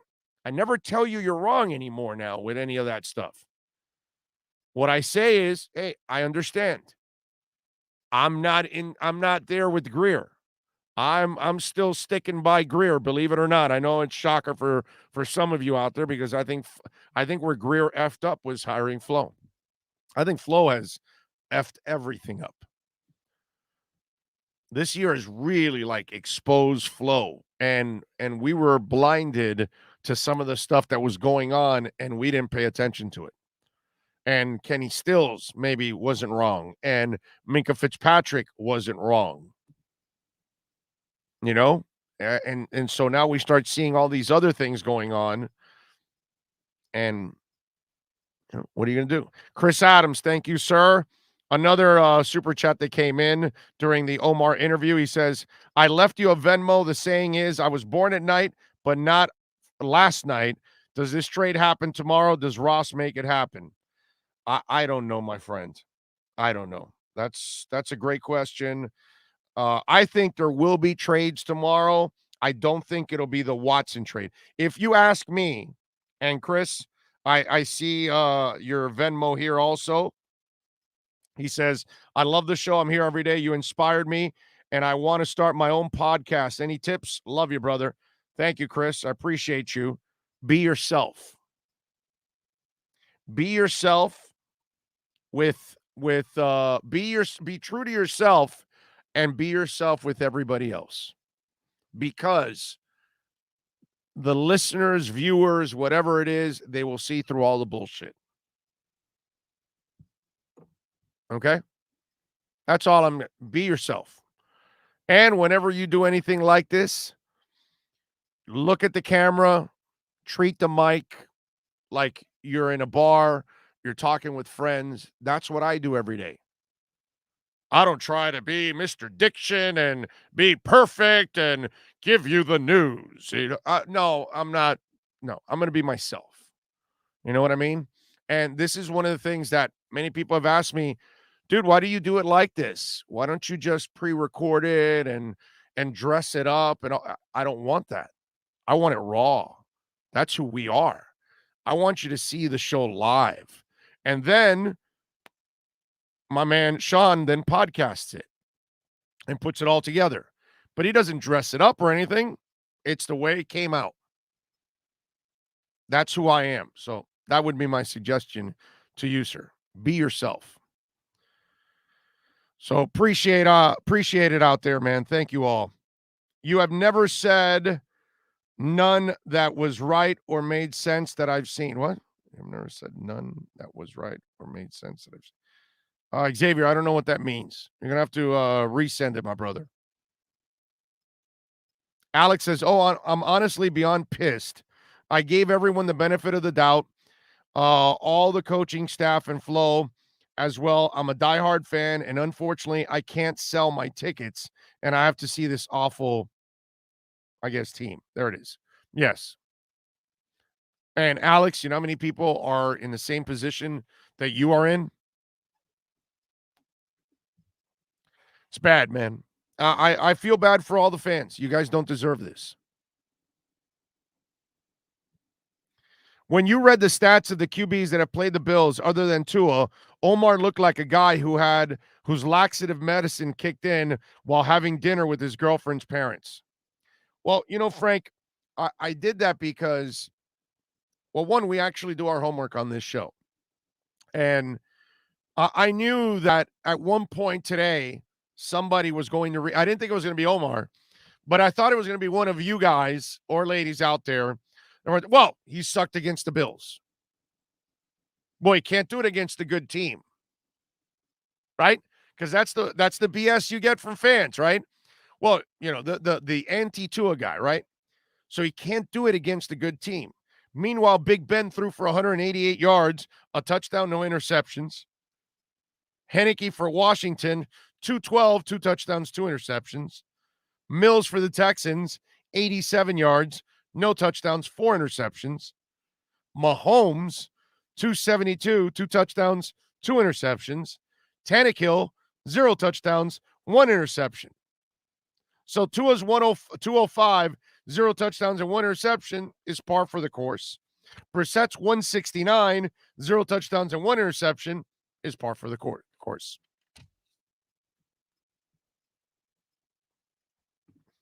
They only look at Tua. So they'll only pick on Tua. And they'll say, well, no, Tua couldn't get it done. Well, okay. Did you know that nobody gets it done against the Bills? And then they'll look at you like,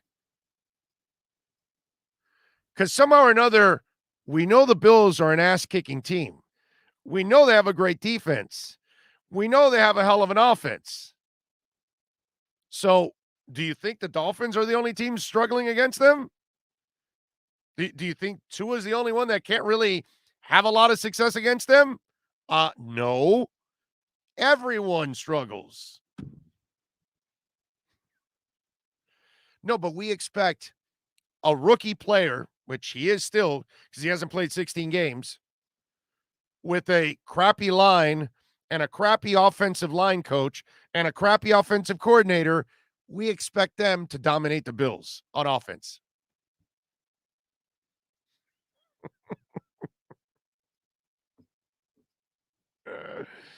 Oh, Lordy. Fantasy and reality.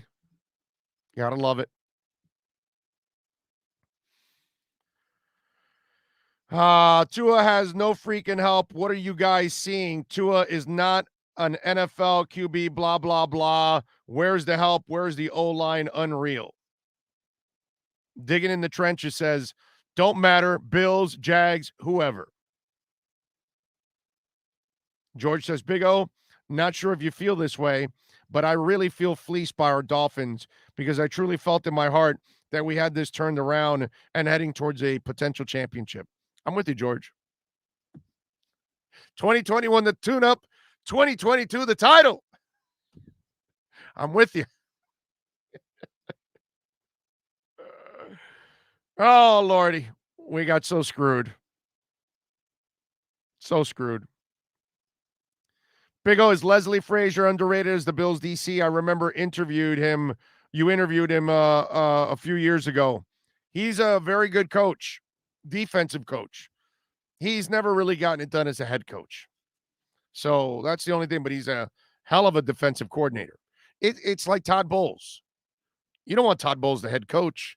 You want Todd Bowles the offensive coordinator. That's it.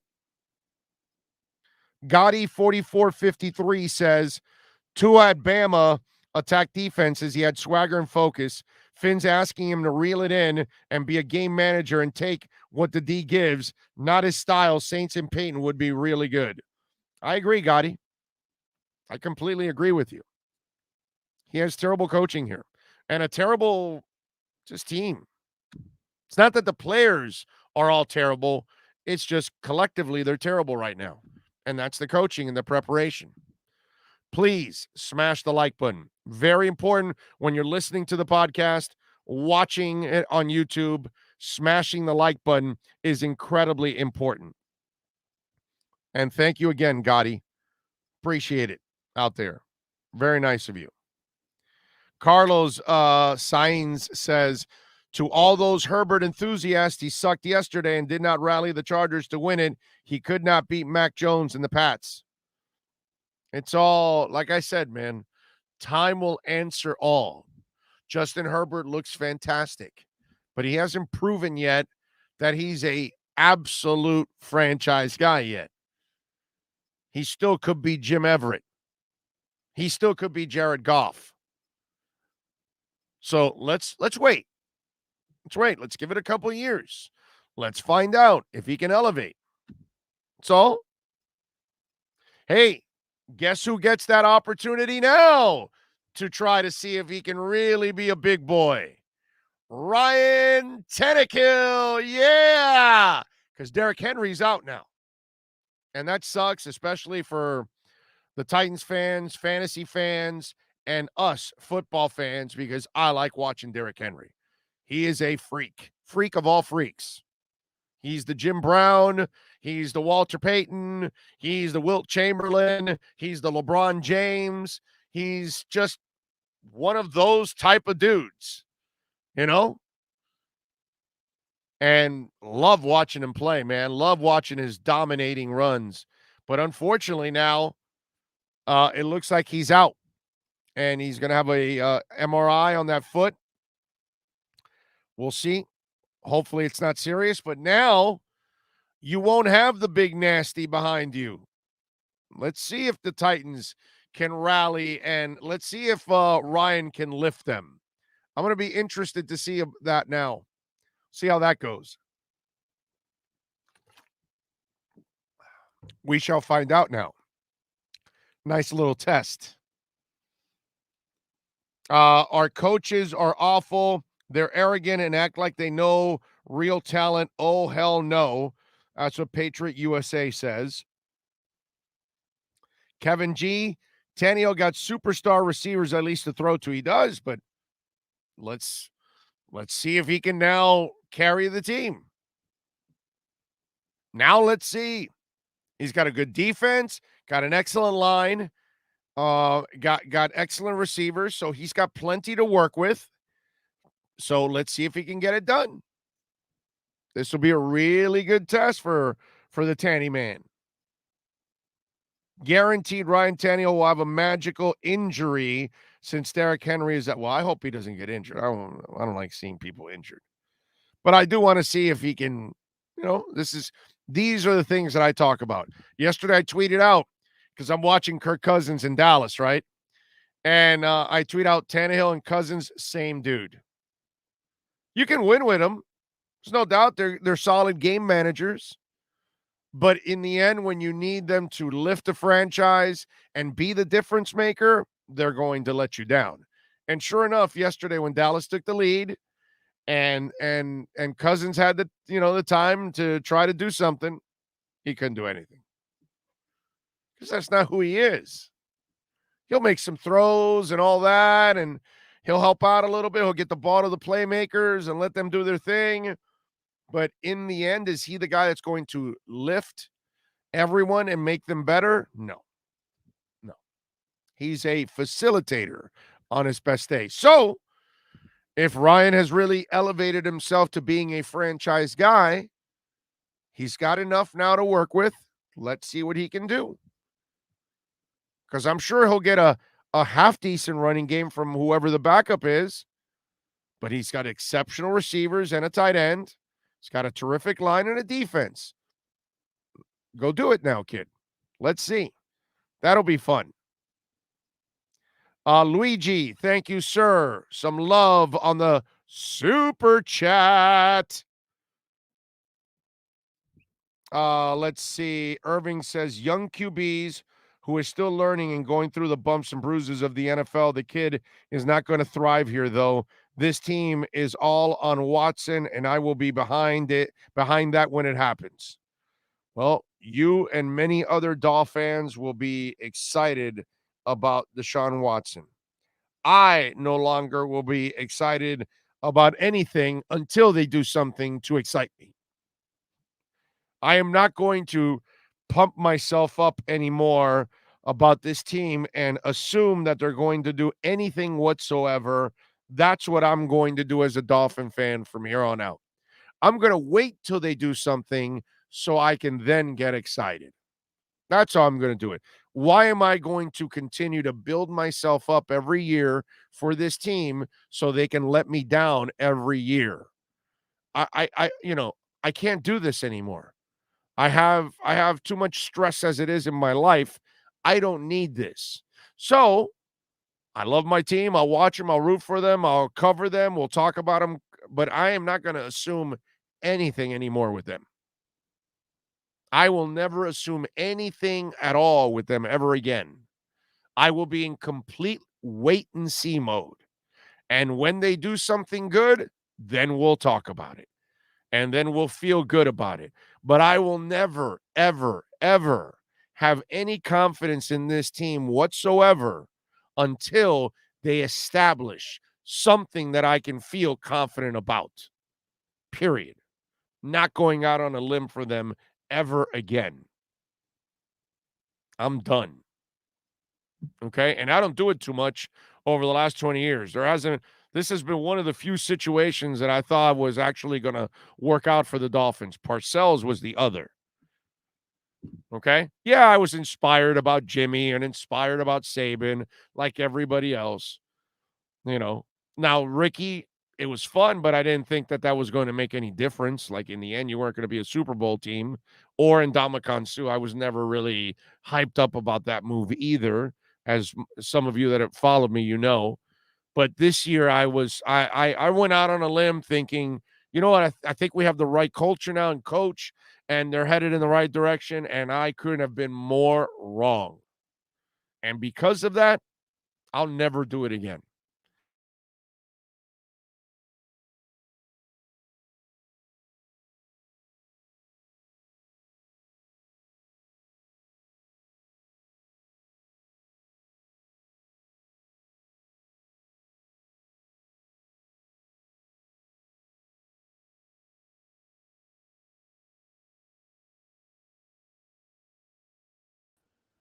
All right, looks like froze up, so I'm going to hop on here real quick, and we'll continue with some of your chats here.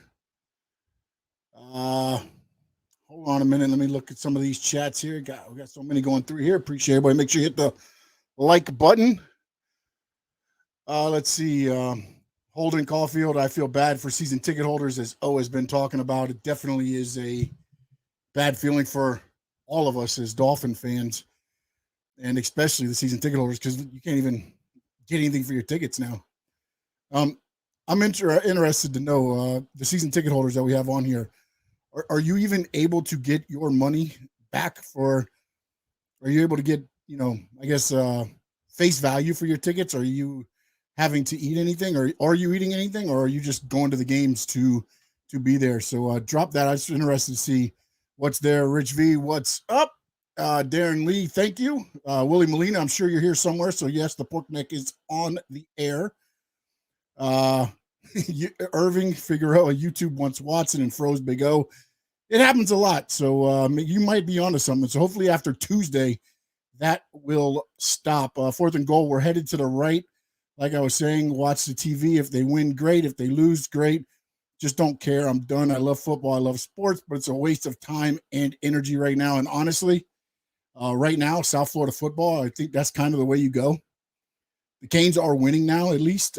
But again, that can go bad in so many ways. The good thing is, at least the young players are playing for Manny.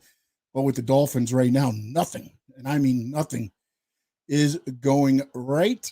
Even without Dan Marino, this is Omar Farrer says, even without great Dan Marino was in this day and age, with this social media crap, he would have been viewed as a bust because he never won a Super Bowl.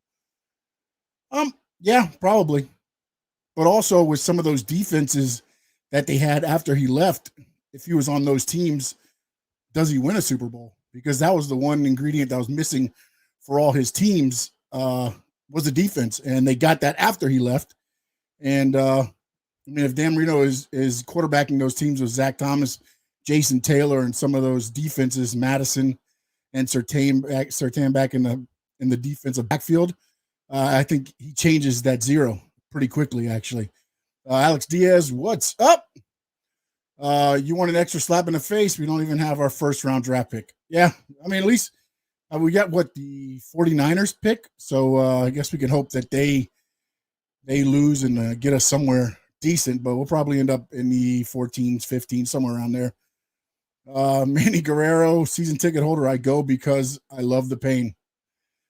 Well, that happens. That's what as Dolphin fans, that's what we get.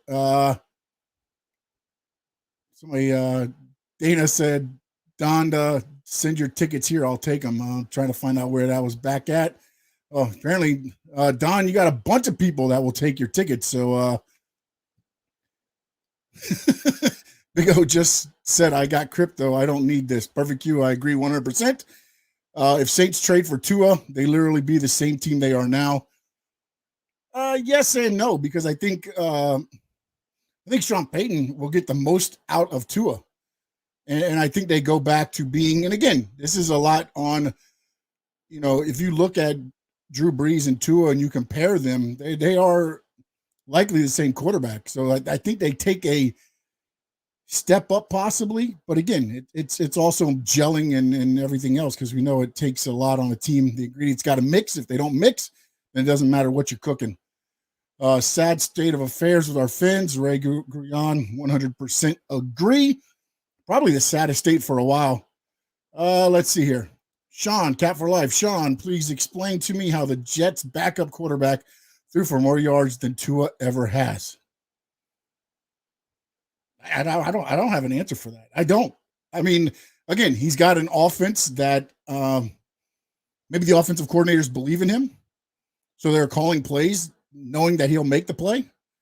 I believe right now on the Dolphins, what you're seeing is nobody believes in Tua.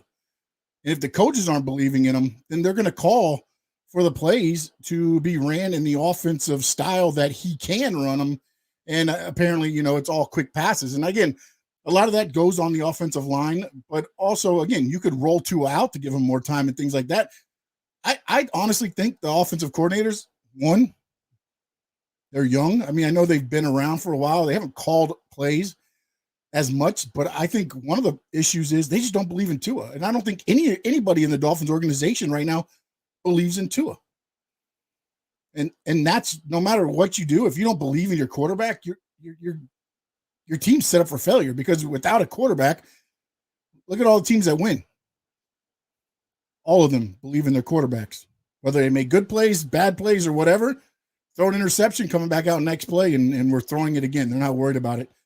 So I think it's a lot to do with the trust in the quarterback. And I think the Dolphins have proven with their actions and everything going on that they don't believe in Tua. And that's, I believe, Cat for Life, one of the issues. 4th and goal. I haven't sold any of my tickets yet. These were a Christmas present for my wife. Club seats. I haven't been able to enjoy one game. Well, maybe the Atlanta game for a few quarters. Yikes. 4th and goal. Sorry about that. Let's see. Froze. Q froze because the Dolphin nonsense was outdoing. Where's Big O? Big O froze, so I'm waiting for him to come back on. Trust me, I know you want to hear from him a lot more than you want to hear from me, but I'm going to interact with you guys and keep it going until I see him pop back up here. So keep sending in these questions. Sean, do you make the trade for Watson? Dana, here's the thing with that. The player, yes, 100%. I'm making the trade. The baggage that's coming along with him right now, I don't know. And then also it depends on, do we have him? Does he get put away? Are we going to be able to use him? If I'm trading 3 first-round picks for him right now, I need to know that he's playing at least next year. These rest of these games, however you want to do it, you can do it. And but other than that, you got to make the trade for that player.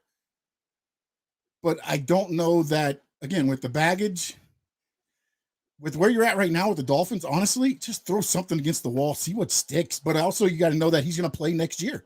If he's not playing next year, you don't make that trade. Alex Diaz, yeah, a little nervous here because I was not prepared to be on air today, actually. So I just jumped on real quick. I was cutting up the sound from the last hour to get posted a podcast, looked over and saw looking at me and not talking. So then I knew I had to jump on. Xavier Benitez, yes, you trade for Watson. The Mad Max says, I would not trade for Watson. Nah. Again, everybody, that's what makes this so good. You can have your opinions. I think as a player, if there was none of this stuff, Watson would have been traded at the beginning of the season. That's the one thing. Can you cut a deal to get him cheaper than what you would got him for at the beginning of the season? Can you cut it down? Yeah, probably. I think you can get him traded. But again, will Houston budge tomorrow? That's going to be the thing. Do you have your own channel, Sean? I have a Sean Stanley Sports Talk, which I talk mostly wrestling on, but I'll get that posted out here soon. JG Long, Sean, what do you think of the Charlotte Flair scandal?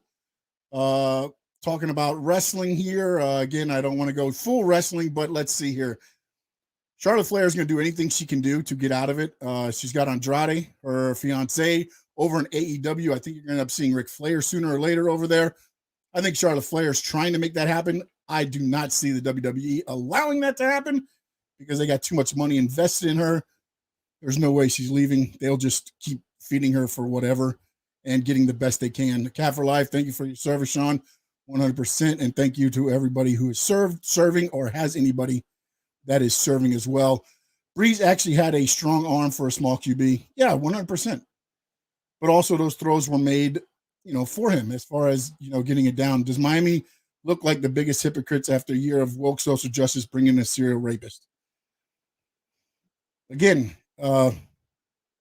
it's alleged right now, right? I mean, what facts do we have that he is a serial rapist? I mean, yeah, he Instagram models, they come out. I don't know that you can throw the serial rapist word on there. Yeah, we need to see more there.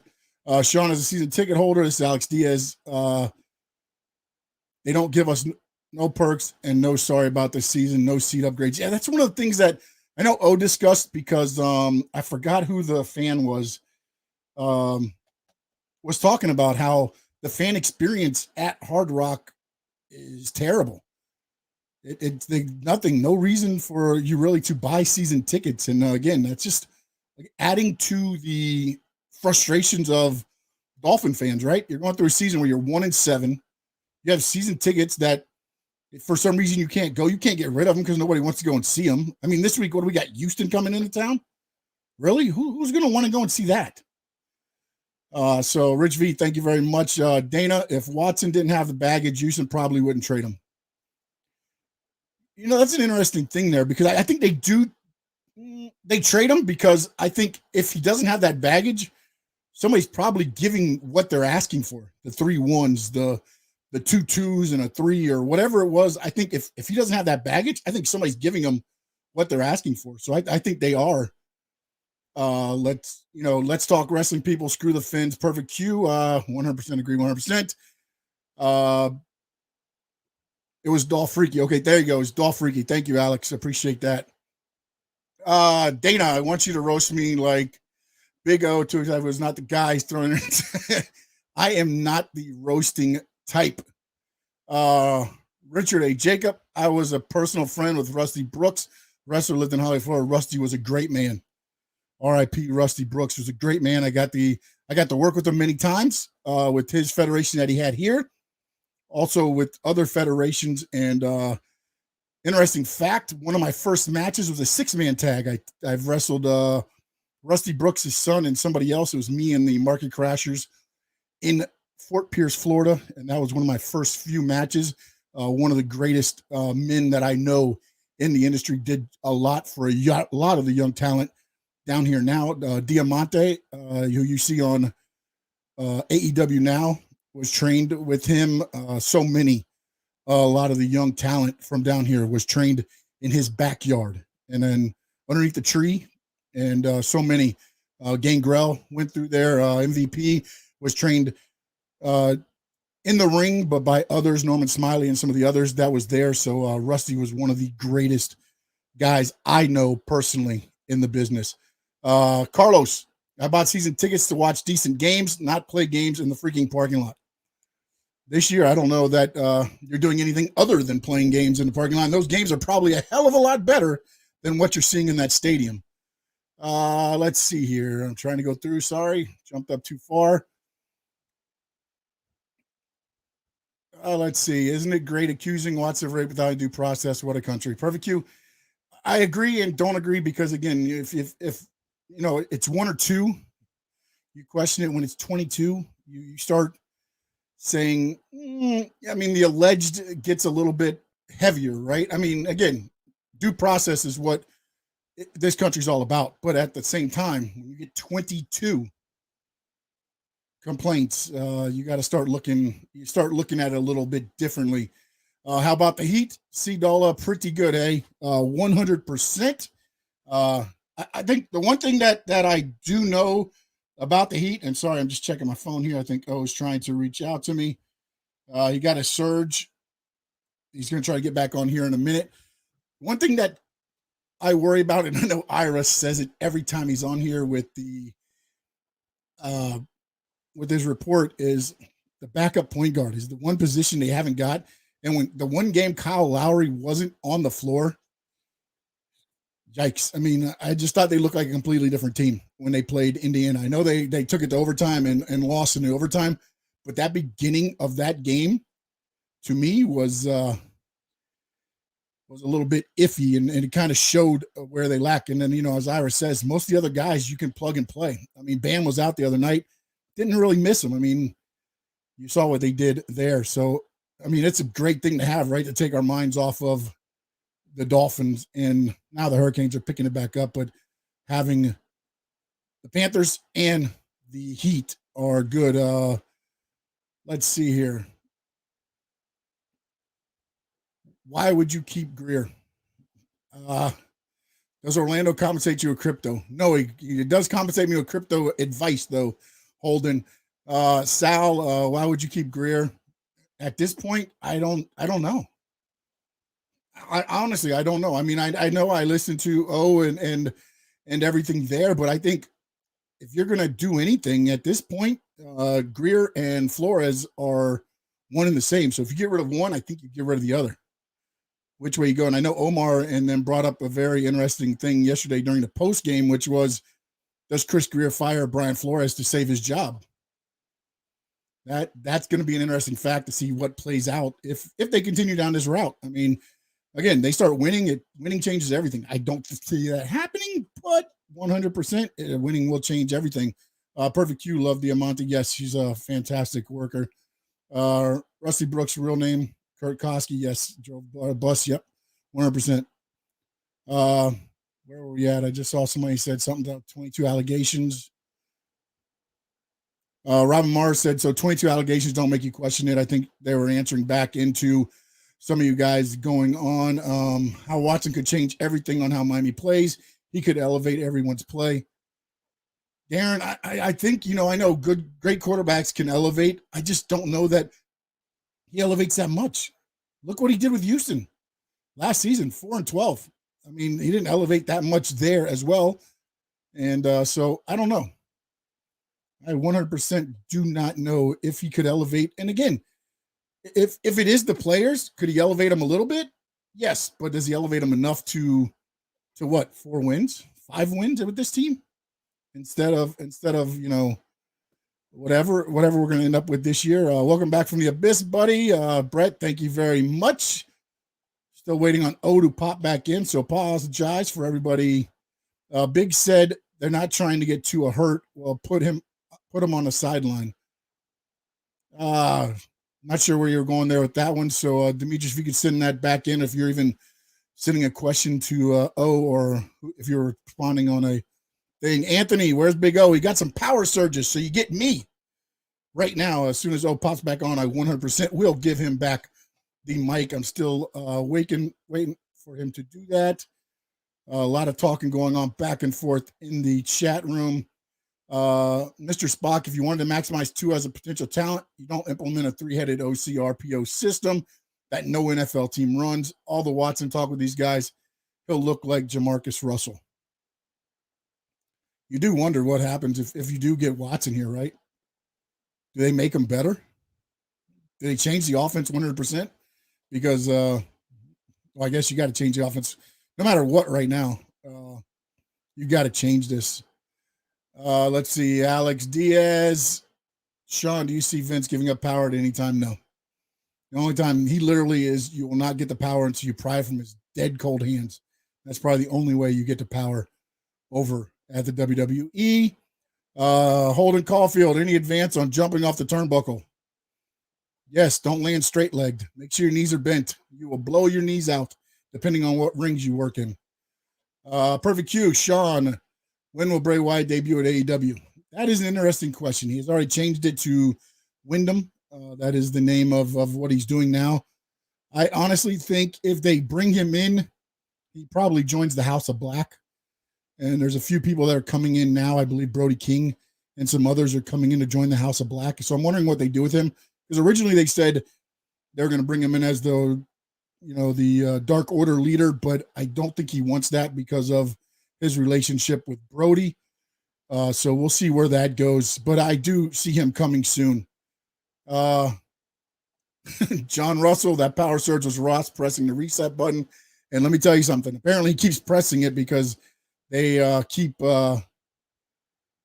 hitting him with that. Hey, Sean, Dana says, if Flores thinks about that trading for Watson is going to save his job, buyer beware. If Watson doesn't ball, everyone going to look at Flores as the reason why. I agree with that. I don't know. I think it's at this point, man, I don't know that anything saves Flores' job. I mean, you looked at yesterday, if you watched the post-game show, I mean, Flores is usually the first or second one out to talk to the media. Yesterday, he was about an hour after the game, and Omar has brought this up, and I know O has discussed it as well, is what was going on. I mean, I know myself, I was checking the Twitter feed because I was like, this is kind of weird. And then he kind of got in there, and you looked at him, and he didn't have that demeanor, right? And then also during his post-game conference, one of the things I missed that he usually says is, I need to do better. He never said it's on me, I need to do better this time when you saw him at the press conference. So I'm wondering what was said or what was done, or at what point does he say, okay, you know what, maybe it's not on the players. I mean, when you got guys snapping the ball on the guy's chest, you got guys not being able to line up, a lot of that does end up falling on the coaching. I mean, you've got four days to learn formations. If you can't get it there, then don't call it during the game. If you're not getting it on the practice field, don't call it in the game. I'm not sure where some of those things were going, but there was a lot of issues where you can point at and say the coaching did not have them in the position to win yesterday. Still waiting for O to jump back in. Alex Diaz, what about Triple H? Hey, listen, Triple H got some health problems right now, so we'll have to see where that goes. That story is something that that definitely needs to be worked out before he could even jump into that stress-filled business of running that company. Digging in the trenches said, heard Watson settling cases soon ASAP. I have heard that as well. O was talking about it a little bit earlier. I have to see. I mean, until anything's on paper at this point right now, we'll have to see. I mean, and then again, like, does Watson settle the cases to stay in Houston? If Houston is saying, you know what, if we have to hold on to him, we'll hold on to him. Or is there some positioning behind the scenes to where it's already set up that, look, he's getting traded from Houston if he settles the cases? Because I don't see him. And again, one of the things he said before, at least was reported, was that he wasn't settling because he felt that he was innocent. So at this point, if he does settle, is he saying that he's not innocent when you look at it that way? Or is he just settling to say, okay, I want to play football and this is going to do it? And then after that's settled, what happens with the NFL portion of it? We'll have to see what happens. Perfect Q, I think O left to get some more chicken and waffles. Getting hungry up in here. Let me tell you something. If he left to get chicken and waffles and put me on here for all this time, he better damn well have some for me. That's all I'm saying right now. Let's keep going here. Ross Romero, it's on the coaching to a point, but on the field, it's on the QB. You all say Tua is Breeze. Breeze got the guys lined up properly. Matter of fact, all great QBs do. Part of the job, I have to agree with you. At that point, yeah, I mean, he's got to understand that the players aren't lined up. Either take a timeout right there or, try to get them to get set up properly. Don, I'm sorry, I saw you're almost blew away. Stop comparing young Allen to young Tua. I think the only reason that is happening because on CBS yesterday, they showed the first 13 starts of each of them, and the comparison was pretty on spot. Actually, less turnovers from Tua. So I think that might be the only reason you're seeing some of the comparisons, just because they called that out on the view yesterday. Tell the truth, Sean. Stephen Ross called Big O and wants to hire him to get the Fins lined up. That's 100% true. It is now, and as somebody said, the Big S show, because Orlando now apparently has been called by Stephen Ross, and he's heading to Miami Gardens now, and he's going to be helping out the Miami Dolphins. I'm just kidding there. Just kidding. Dolphins having multiple miscommunication in offense is on the coaching staff. Tank McBride agree, but also, as somebody pointed out earlier, it is a little bit, again, Tua is the quarterback. He is the captain of the offense. When they're on the field, you got to make sure everybody's lined up. Mike Gesicki should not be the one having to line guys up. And again, I don't know what was called. The one play where Mike Gesicki runs from one side of the field to the other side of the field, then comes back across as Tua's calling for the snap. Where was he supposed to be? We don't know all of those. Then Mike Gesicki, and also believe that the one thing, that play with Mike Gesicki was coming out of halftime. Usually after halftime, you've got, again, the Dolphins do great the first drive, right? Because it's all scripted plays. They do pretty good at halftime coming out because it's scripted plays. And now you can't even line up, and it should have been a scripted play at that point. You know the kind of first few plays you're going to run coming out of half, and they messed it up. Just doesn't make sense. Let's see. Allen came in as raw talent while Tua was sold as a finished product. And again, I think he was sold as a finished product, but when you look at him coming from Alabama, again, you've got a line there. You've got a pro team there. That Alabama team that he played on probably could have been competitive with some of the NFL teams, the lower end NFL teams. When you look at what came out of Alabama and what Tua was playing with there, and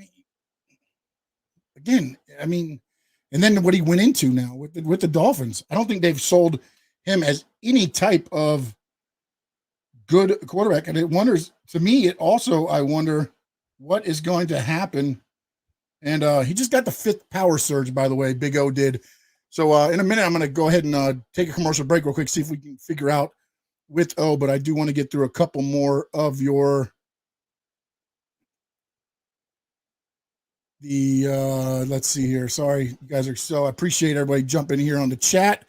Sebastian, Sean on the mic, killing it, bro. Flo is good on till next season, no matter what happens, but he's got to get a better offensive coaching staff around him, and that can take care of that side of the ball. He needs to get somebody that can run the offense 100%, because you saw last year, Changale, he didn't have to worry about the offensive side of the ball, and maybe help them more on the defensive side of the ball and all around, because as everybody's pointed out on the chat, Omar, there's not one good phase of the game right now that the Dolphins are doing. They're missing field goals. Field goals are getting blocked. The punter's not even, I don't think he's got a ball inside the 10 this season so far. So not one aspect or one phase of the game is working for the Dolphins right now. Let's see. Sean compared Tua's 13 games to Josh Allen. Allen's also had a much better O-line and better team overall in front of him. Dan, I don't have the here in front of him, but he had his interception ratio and turnovers were a lot less than what Josh Allen was on the screen yesterday. Again, I'm looking at what was said in the CBS, and I saw some people talking about it here. I think that's why the comparisons are being made is because, again, yesterday was his 13th game, 14th game, whatever it is. That's not even a season yet. And a lot have given up on it. And I think a lot of that has been dialogue given from the reaction of the coaches and the Miami Dolphin organization, right? You're not going to sit there and listen and say Tua's great if everything that they're showing you is not right. Last year, Fitzpatrick came in and out of the games. Again, should Tua have been in there at that point? Probably not, but he was, and you didn't even give him the opportunity to play out of some of the trouble. You replaced him. This year, you get him injured. Now you come back, and it feels to me like, look, if you run just one player deep and everybody else is running short, you have set up that offense to pretty much be a short passing game, an extension of the run. And that's what I feel like they have done with Tua, is just kind of, if you want to call it handcuffing, however you want to look at it, but they are definitely not helping Tua out, which is going to end up, I believe, hurting the Dolphins in the long run, because how much trade value is Tua going to have when you look at where he's at? I mean, what are you trading right now for Tua? I'll ask that question to you guys. If you're a GM on another team right now and you're looking at Tua Tagovailoa, what are you trading for him? What do you think the Dolphins are going to get for a first-round, 5th pick in return right now? What do you think they could get for Tua? Let's see. Perfect Q. Triple H got heart problems because Vince took NXT from him. I guess maybe that's part of the storyline. Looking at some of the things, I know there's some conversations going on between you guys. I'm not jumping in the middle of some of those. Big O needs to call out Tua if the play comes in and everybody is lined up in the wrong spot. It's quarterback's job to get everyone lined up right, not the tight end. And I agree with you there, but then it goes back to this. Why are they lined up in the wrong spot if the play's coming in? If you practice this over and over and you did the lineups, how are there so many people not able to line up properly? That falls on the coaching. Let's see. Big O came on there. He says, apologies, everyone's so pissed. Sean, I don't think Tua cares anymore, whether getting people lined up or because of what was said at his post-game comments of not trying to be a hero. Look, Super V, at this point, I think, Tua's playing for himself right now, and I think that might be the right way to go. You got to start looking out for yourself in this a little bit, because again, look, every player wants to play, is playing for themselves to get contracts and everything else. That's what Tua's doing right now. Tua's playing he's basically auditioning for another team at this point. That's what Tua's sitting back there and doing. Auditioning for another team to come on and take him. Tua has no elite attributes. If his football IQ is also low, he has to go. Michael Smith, look, I'm not at this point. I mean, you can sit there. I don't think Tua's the problem, but I can't sit here and argue everything when you look at results of games and some of the things that you see. But again, is it Tua? Is it play calling? Is it the players? There's lines. There's so much wrong with the Dolphins at this point. I just don't know what you do. I mean, yeah, you sit there and say, hey, Tua has no elite attributes. Who do you put back there right now and say they have elite attributes and going to look good? I mean, we were at that sports grill in Miami Lakes yesterday, and me and O were having a conversation, and I was counting. Sometimes he wasn't even getting a second, maybe 2 seconds, and he was getting hit already. Start moving the pocket a little bit. Give him some chances to show some of his attributes. He's almost throwing for his life back there right now. Allen showed a ton of elite ability, Tua 0. Mike, I don't know about that first year if he showed a lot. I think he started coming around. You started seeing glimpses of it, but he had a strong arm. But I don't know that he actually showed elite ability at the beginning. Now, I mean, you can't question it. Tua would ball on Cowboys. I think Dak's got Cowboys fixated as long as he can come back from injuries. He's starting to get some injuries piling up, and you got to be reliable. Tomorrow is my birthday. As a gift, I want the Dolphins I grew up with. Richard, tomorrow's my birthday as well. So let's hope we both get the Dolphins that we grew up with. Because I remember some of the good days. I was not the 72 now, not the undefeated. I'm not that going back that far. But at least I got to witness the Dan Marino Dolphins. And I could sit there and say that I got to at least witness a good portion of good Dolphins football. Made it to the playoffs at least every year. At the end, it not ended so well, but hey, fixing the O-line, Don DeJula, fixing the O-line should be highest priority. Do not address QB until that is fixed. At this point, yeah, I mean, you see what a bad offensive line does, but also I don't know if it's necessarily only fixing the O-line. I think you have to throw in the coaching as well there on the O-line. Not saying, that was it is it Pierre or something is a bad coach, but I don't think he's I don't think he should be there running that offensive line. Rumor has it veteran coaches don't want to work with Flores. Again, John Pritzker, when you look at it, I mean, maybe Minka, and O has talked about this before as well. Maybe Minka was onto something. And when you start looking at it, Omar says he has, the asshole tendencies there as well. Chan Gailey and him. Chan couldn't get out of the building quick enough. So, again, Flores has that mentality. It seems from the outside. I don't know. I've never met him, worked with him or anything else. But looking at from the outside, it looks like it's his way or the highway, kind of that Belichick route. And that's going to rub a lot of coaches the wrong way. And then the other thing is with Flores' seat so hot right now, you're not getting anybody that's going to take an opportunity. Is somebody that's sitting at home right now. And there's probably a reason they're sitting at home and not being a coach somewhere else. Let's see, Mr. Spock, the offensive playbook is trash. Where did you go? Somebody bumped you up. And I cannot find you now, so we're going to have to keep going on. My Mike Shaw doing an awesome job. Thank you, my friend. Appreciate it. The Dolphins have discipline problems, which is funny, right? Red Horse Adventures, because the first 2 years, that didn't show its head. This year, it seems like Flores, everything is going wrong for Flores, including the discipline on the team. Penalties are adding up and everything else. And I mean, at this point, Flores just can't do anything right? It just seems like every game there's something else to add back on to that the pile for Flores. I think Tua's being sabotaged. Man of 1,005 holds. I'm on that bandwagon as well. I'm not gonna say he's being sabotaged, but he's not being used to the level that Tua can play a quarterback. He gave me hit his hot in 5 read with creeping linebacker blitz. That's football 101. Digging in the trenches, Dana, I for one blame Obama. Blame Obama for everything. Bret Hart and Shawn Michaels have mended their fences after Montreal screw job. John, 100% correct. And again, I think there was also two guys at different phases of their lives.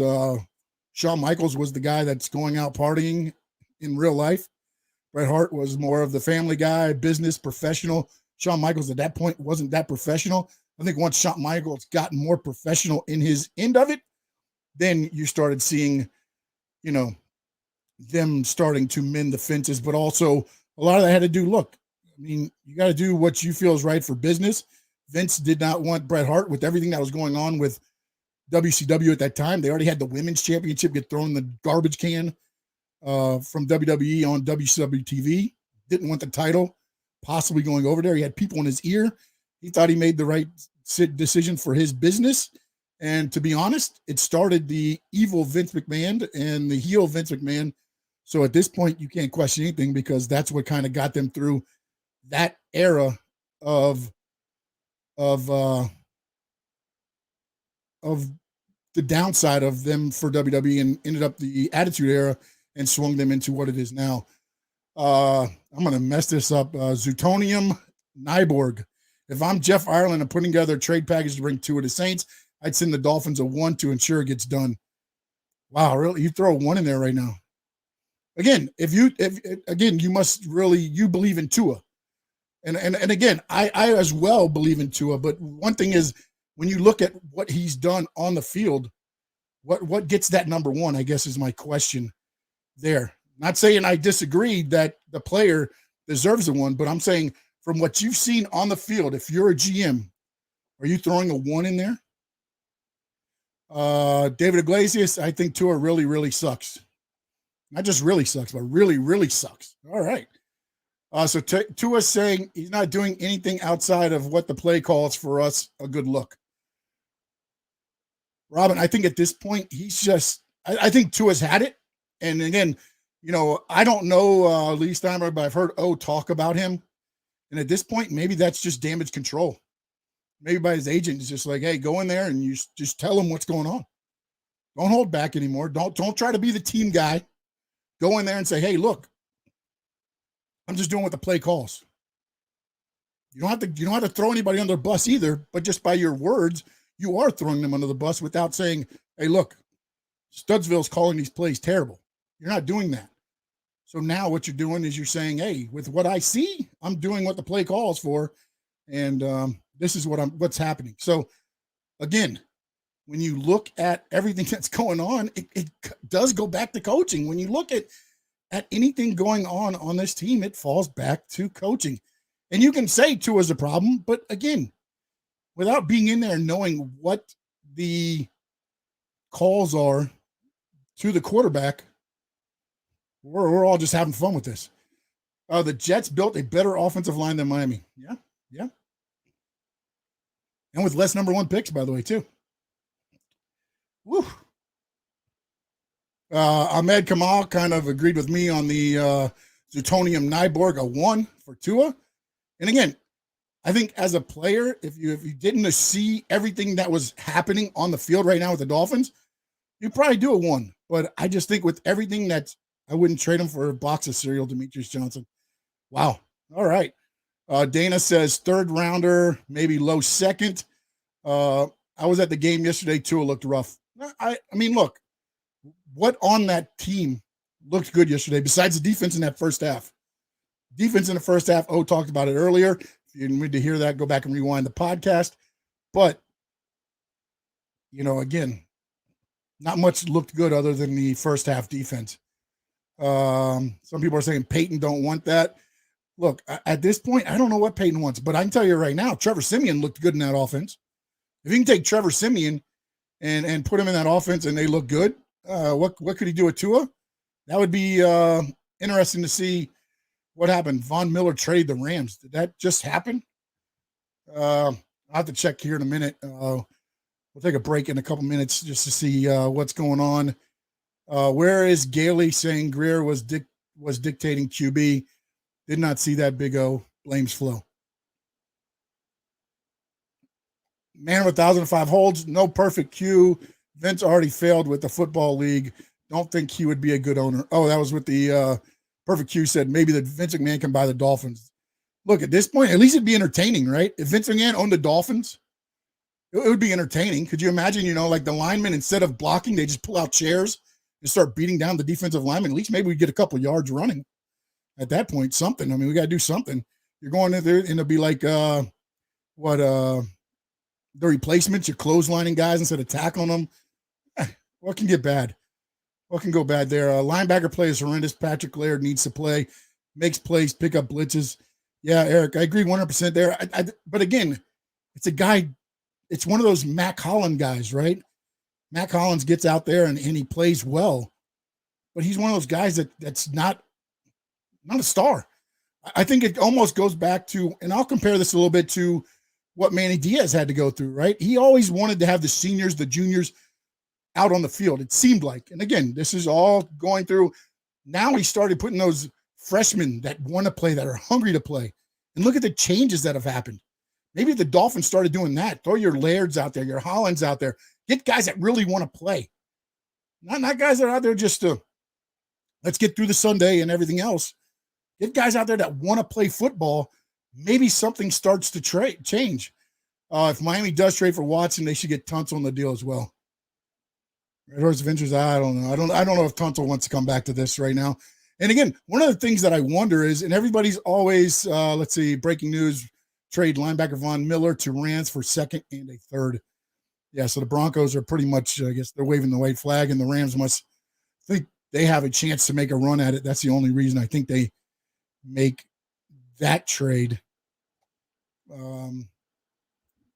So I got one person saying it was for to Rams for a 2nd and 3rd. I think I read, or no, yeah. Logan, you're saying for a second and third. Mr. Spock, you're saying for 2 second-round picks. So somewhere in between there is the trade that got done. Big O got my support, but tech support I know nothing about. ABAB.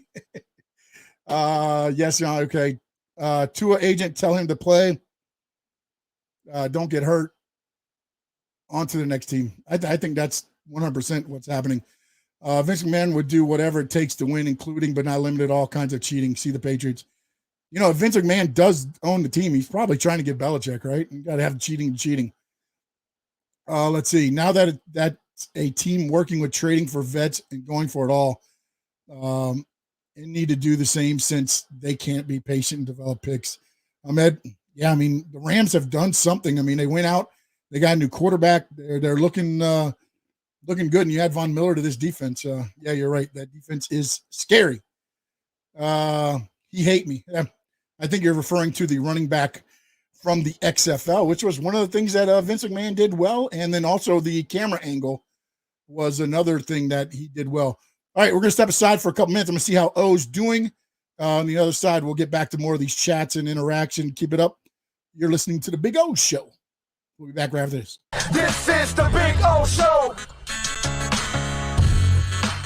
Sports fans love a place with great food, cold drinks, and TVs everywhere. That's why sports fans love Sports Grill and their 7 amazing locations. Check out the Bird Road location at 11481 Southwest 40th Street in the back corner of the West Bird Shopping Center. Sports Grill is also now offering some great employment opportunities. All kinds of positions are now available from kitchen to hosting. Call for more information at 305-485-8845. From wraps to salads to amazingly delicious specialty dishes, Sports Grill is the home to the legendary special grilled wings. Since 1987, Sports Grill, good food, good drink, and good friends.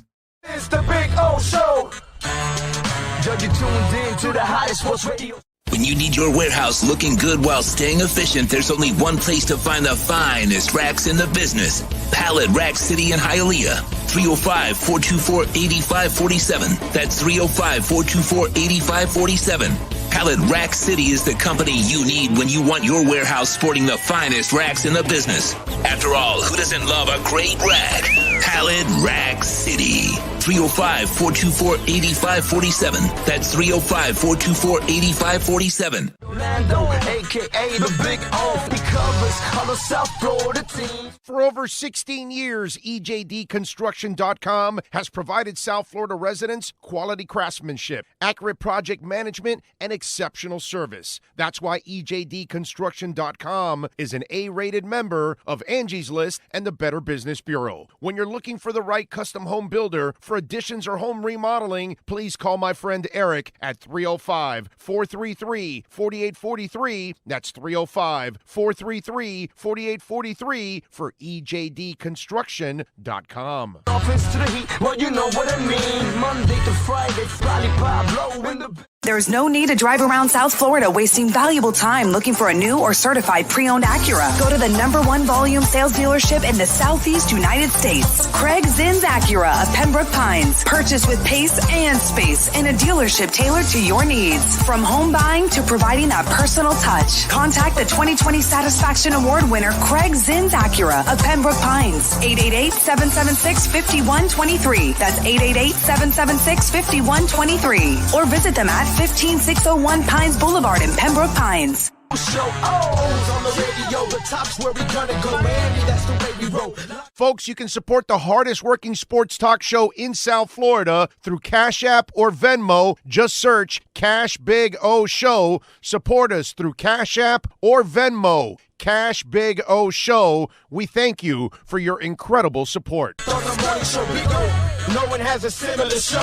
Talk sports, talk plays, talk... If you're a Miami sports fan, then there's only one store to go to, and that's Caneswear at Miami Fanwear in Davie. They're your one-stop shop for all your inner Miami CF, Canes, Dolphins, Panthers, and Marlins merchandise. They have hats, t-shirts, game day jerseys, and so much more. Located at 2511 South University Drive in Davie, and open 24/7 online at caneswear.com or innermiamiwear.com. Call them at 954-835-5597. Caneswear, the spot where inner Miami and all Miami sports fans shop. Live and direct, because nobody do it better than Big O in the set. From sunrise, listen live. When you're ready to purchase a new home or refinance the one you have, American Dream Lending will make sure your loan experience is easy with fast approvals and quick closings. With many loan programs and competitive rates, now is the time to turn your dreams into reality. Ask about special financing for veterans. They never charge an application fee and you will work directly with one of their experienced loan professionals. Stop dreaming and contact American Dream Lending today, 786-802-1727 or online at adreamlending.com. All right, we bring it back in here on the Big O Show, and I think we may have O on. I'm going to try to add him to the stream right now. O, you there? And maybe we don't have O. Let me remove him for a moment and let you know when he comes back on. Let's jump back into the chat. A lot of talk going on right now. Big O did have technical difficulties this morning, so hopefully we'll get those worked out. Big S is for me. I'm Sean Stanley, ABAB.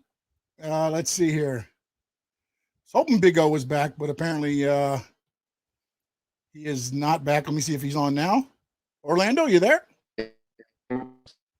Big O, you're coming in. You're very, very sound like a robot.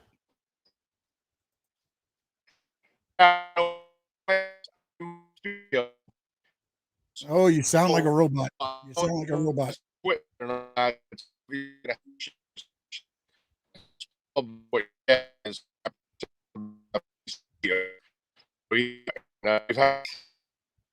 doing behind the scenes here so you can hear.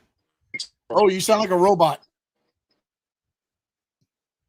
I'm going to pull you down for a moment. And right now he's sounding like a robot, so apologize. Still not taken care of yet. Needs to upgrade his Big O got the microchip. Oh, you guys are the greatest. Big O needs to upgrade his Windows Vista operating system. O needs reprogramming. How is O's internet so trash? I don't know what happens over there, man. Zutonium Nyborg, thank you, my friend. I appreciate that. Very nice of all of you. I appreciate all of you staying on here and talking with me here on the chat. Big O sounds like Tron. Yeah, he did, didn't he? Winston now officially out for a year. So Tua to New Orleans, maybe. Yeah, with Winston out. Again, will it happen? We'll have to see. Tell Big O he has to plug in the cord. Perfect cue. You guys are the greatest, man. Get out of the pool. See what happens when you don't throw Big O. Red Horse Adventure. Oh, you guys are the greatest, man. Big O, when I was, he was talking to me about her. He said he had the greatest and loyalist group on radio / podcasting. 100% agree with them. You guys are fantastic. Man of 1,005 holds. Big O rapping. You guys are the greatest. Willie Molino, regular Gmail. I am new to these chats. Finn's panel, Big O, but I am hooked now. Ahmed, thanks for being on. I appreciate you in the chat. What doesn't work in NFL is no running game, no pass protection, no QB in league is fixing this. Jim McEwen, 100% agree. And, I think I see O. Stand by. Orlando, you there? Nope. You sound like a robot still. Nope. You're a robot. It sounds like as they say, you're trying to rap in the chat. All right, you're buffering again. We'll pull him back down, and you'll get me again. It's just having some fun here with you guys. Appreciate it. What's worse, Dolphins offensive line or Big O's Wi-Fi connection? That might be a good debate. Titans working out Adrian Peterson. That would be a good pickup. Not sure how much Peterson's got left in the tank, but again, you get a running game with Tannehill, you might be able to do it. Flo earned another year, but he needs full power and to reboot big time now. Get rid of excuses, cut the fat, replace coaches, offensive line, and defensive and special teams. Yeah, look, the problem going to be with that is, and I think you're talking about the coaches for when you're saying replace the coaches and offensive line and defensive safety. who's going to want to come work for a coach that's next year is it? Who's going to want to put their coaching on the line and come and work for a guy who's on the hot seat? That's going to be the interesting question. Julius 305, Big O radio show is being held hostage. Oh, stand by. I see O now. It looks like he's went to the car. We'll see if he's on there now. Here he is. Oh, you there?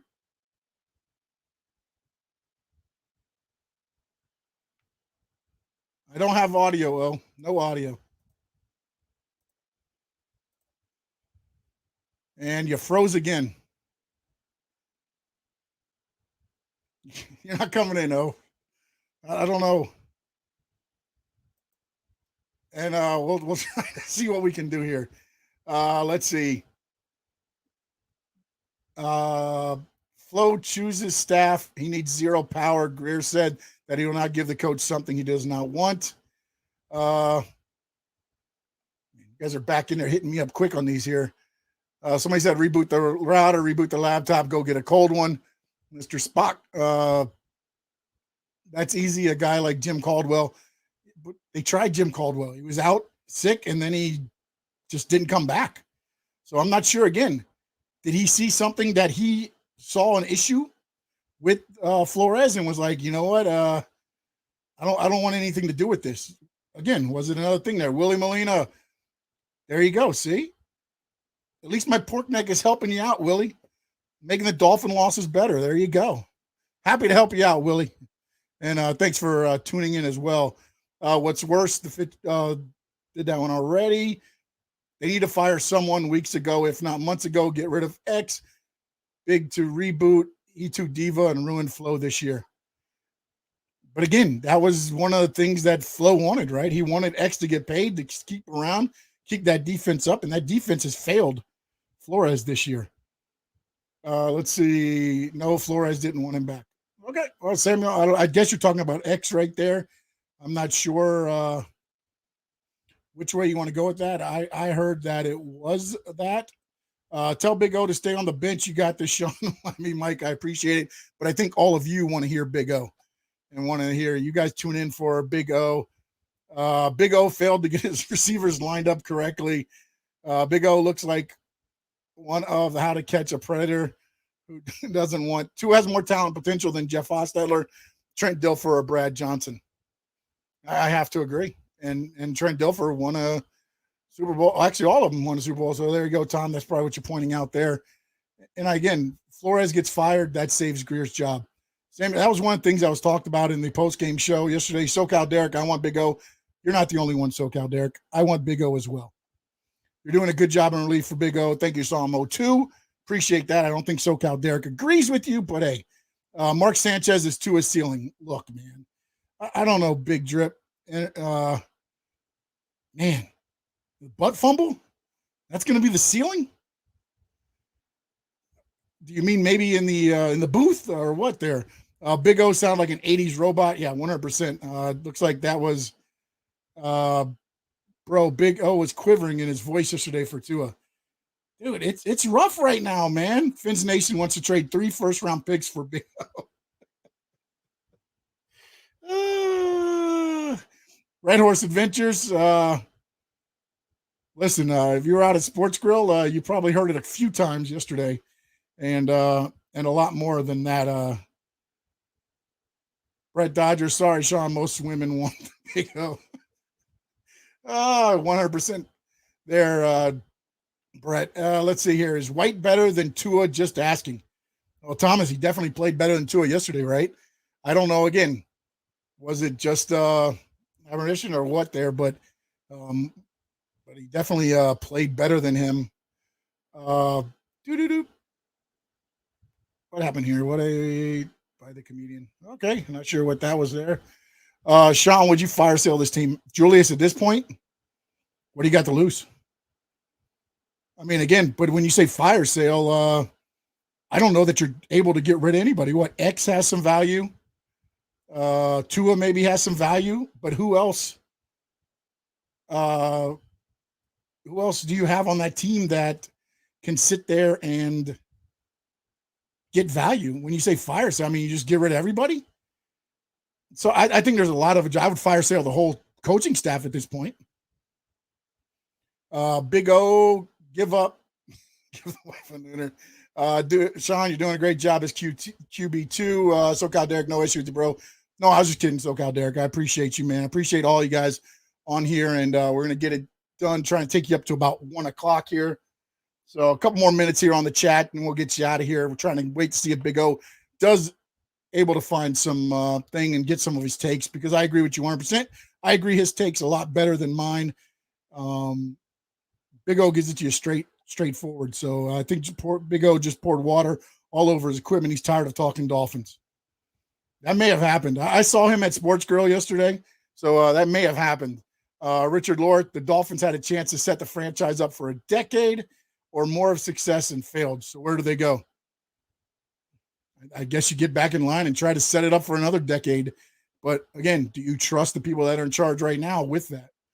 I heard that if with Nail 66, I heard that if we get Watson, Orchids of Asia will become the name of the stadium. Well, at least they'll get some naming rights too. I guess, I don't know. I don't think Orchids of Asia is going to pay more than what Hard Rock is. But hey, you never know. Sean, you're doing a fine job like Cooper Rush did for Dallas yesterday. Appreciate you, Rich V. Carlos Vasquez, Moral Castle, and Hialeah has a solid signal. Big O, head there and get a Frida. Carlos, thank you, sir. Oh, wait a minute. Oh, hold on. Big O, are you there? Yes, I'm here. Can you hear me now? I have you, sir. I can hear you loud and clear. So not only did I have to leave my house, I had to get in a car and drive a couple of blocks away so I can get on my phone, because for some strange reason around like a 3-4 block radius of my house, phone reception sucks. And I don't know why. I can't explain it. And obviously we've had a power surge and internet's down and all that all throughout the neighborhood. 6 power surges. And I could not get back on again. And it was brutal. So this is my dedication to all of you out there, that I get in the damn car and I move a couple of blocks away from my house so I could get on to say goodbye. A lot of people thought you were on the phone with Stephen Ross to go to take control of the Dolphins. I mean, the day he wants to come to his senses, I'm more than happy to sit down and talk to him and help him out in this disaster. But God, just frustrating today. And apologies to everybody out there. Thank you for showing patience and hanging in there and supporting Sean and supporting the show. We really appreciate it. I did my best to try to get back. We were going to have Ruthie Polinsky on at 12:30. We're going to try to have her on tomorrow. We'll have Ira on tomorrow. We'll have Manny on tomorrow, and we'll have, I didn't even get to talk about the Canes game and the Heat over the weekend and the Panthers and all that good stuff. But I guess we'll get to that tomorrow. But man, it is frustrating, as they say. I just got one thing in the chat. Dana, you're right. Gesicki, Wilkins, Waddle, also some. We're looking for people that might, if they're talking about blowing up the team, who would have value. And I did not name Gesicki, Wilkins, and Waddle. So good job there, Dana, in the chat. Yeah, but Gesicki's a guy that I want to build around. I mean, I don't care what these people think about him. I want him back, man. Gesicki's not the problem. Waddle's not the problem. There's guys on this team that they're not necessarily the problem. It's the leadership that's the problem, man. That's really the problem right now with the Miami Dolphins. They have no leadership on their O-line. They have no leadership on their D-line. They have no leadership in the locker room. They don't have any experience in leadership in the coaching staff. To me, there's a foundational problem with the Dolphins. And last year's purge of Gailey and Van Noy and Bobby McCain and Eric Flowers and all that, I think they're paying the price of all of that right now. And there's just too much unproven, and that's ruining even the unproven right now. Because again, it's like I did earlier in the show, people will be quick to say, well, Tua was terrible. He should have played well against Buffalo. But nobody goes back to look at all the games of Buffalo this year, and they notice that every quarterback struggles. It's not a Tua thing. It's just the Bills are a badass defense thing. You know what I mean? So foundationally, this is our problem. And let me explain something that I think I did want to talk about this. And this is the part I hate about all of this. And I truly can't stand what's going on. Is it your fault that the Dolphins suck? No. Is it Sean's fault that the Dolphins suck? No. Is it my fault that the Dolphins suck? No. But guess what? We're the ones that are fighting amongst ourselves about what's wrong. Whether it's this guy or that guy, whether it's this coach or the front office, whether it's the owner, whatever it is, that's the part that I hate. That our frustrations, our suffering, and it's being turned on us. You know what I mean? And our anger should be towards them, not us, not each other. Because it doesn't really matter who's right or who's wrong in all of this. It doesn't matter if in the end Flo was right and Greer was wrong, or Greer was right and Flo was wrong, or that Tua was good or Tua wasn't good, or whatever. The bottom line is it's so dysfunctional, it makes us dysfunctional. And that part to me is the sad part of all of this, and I hate it because we find ourselves arguing about something that you had no power over, and neither did I. And that's the part that sucks. That is the Big O. And Big O, you want to sign off? Yeah, I guess. Yeah, no problem. You know me, I can always talk forever. Listen, I appreciate everybody out there. Thank you all out there for always hanging in there with us and supporting us every which way, and for staying on here and supporting Sean, and I appreciate it. How's that? No, I said I thank them as well. I appreciate everybody. You always said you had a very loyal fan base, and 100% you can see it. Yes. I mean, there's no doubt about it. There's always been a great connection between everybody out there and myself, and I always appreciate that. And I think, Sean, you've kind of felt that with being around me the last couple of years now, and I appreciate all of you out there, man. It's I'm so sorry about this. Again, out of our control, right? I can't control the power.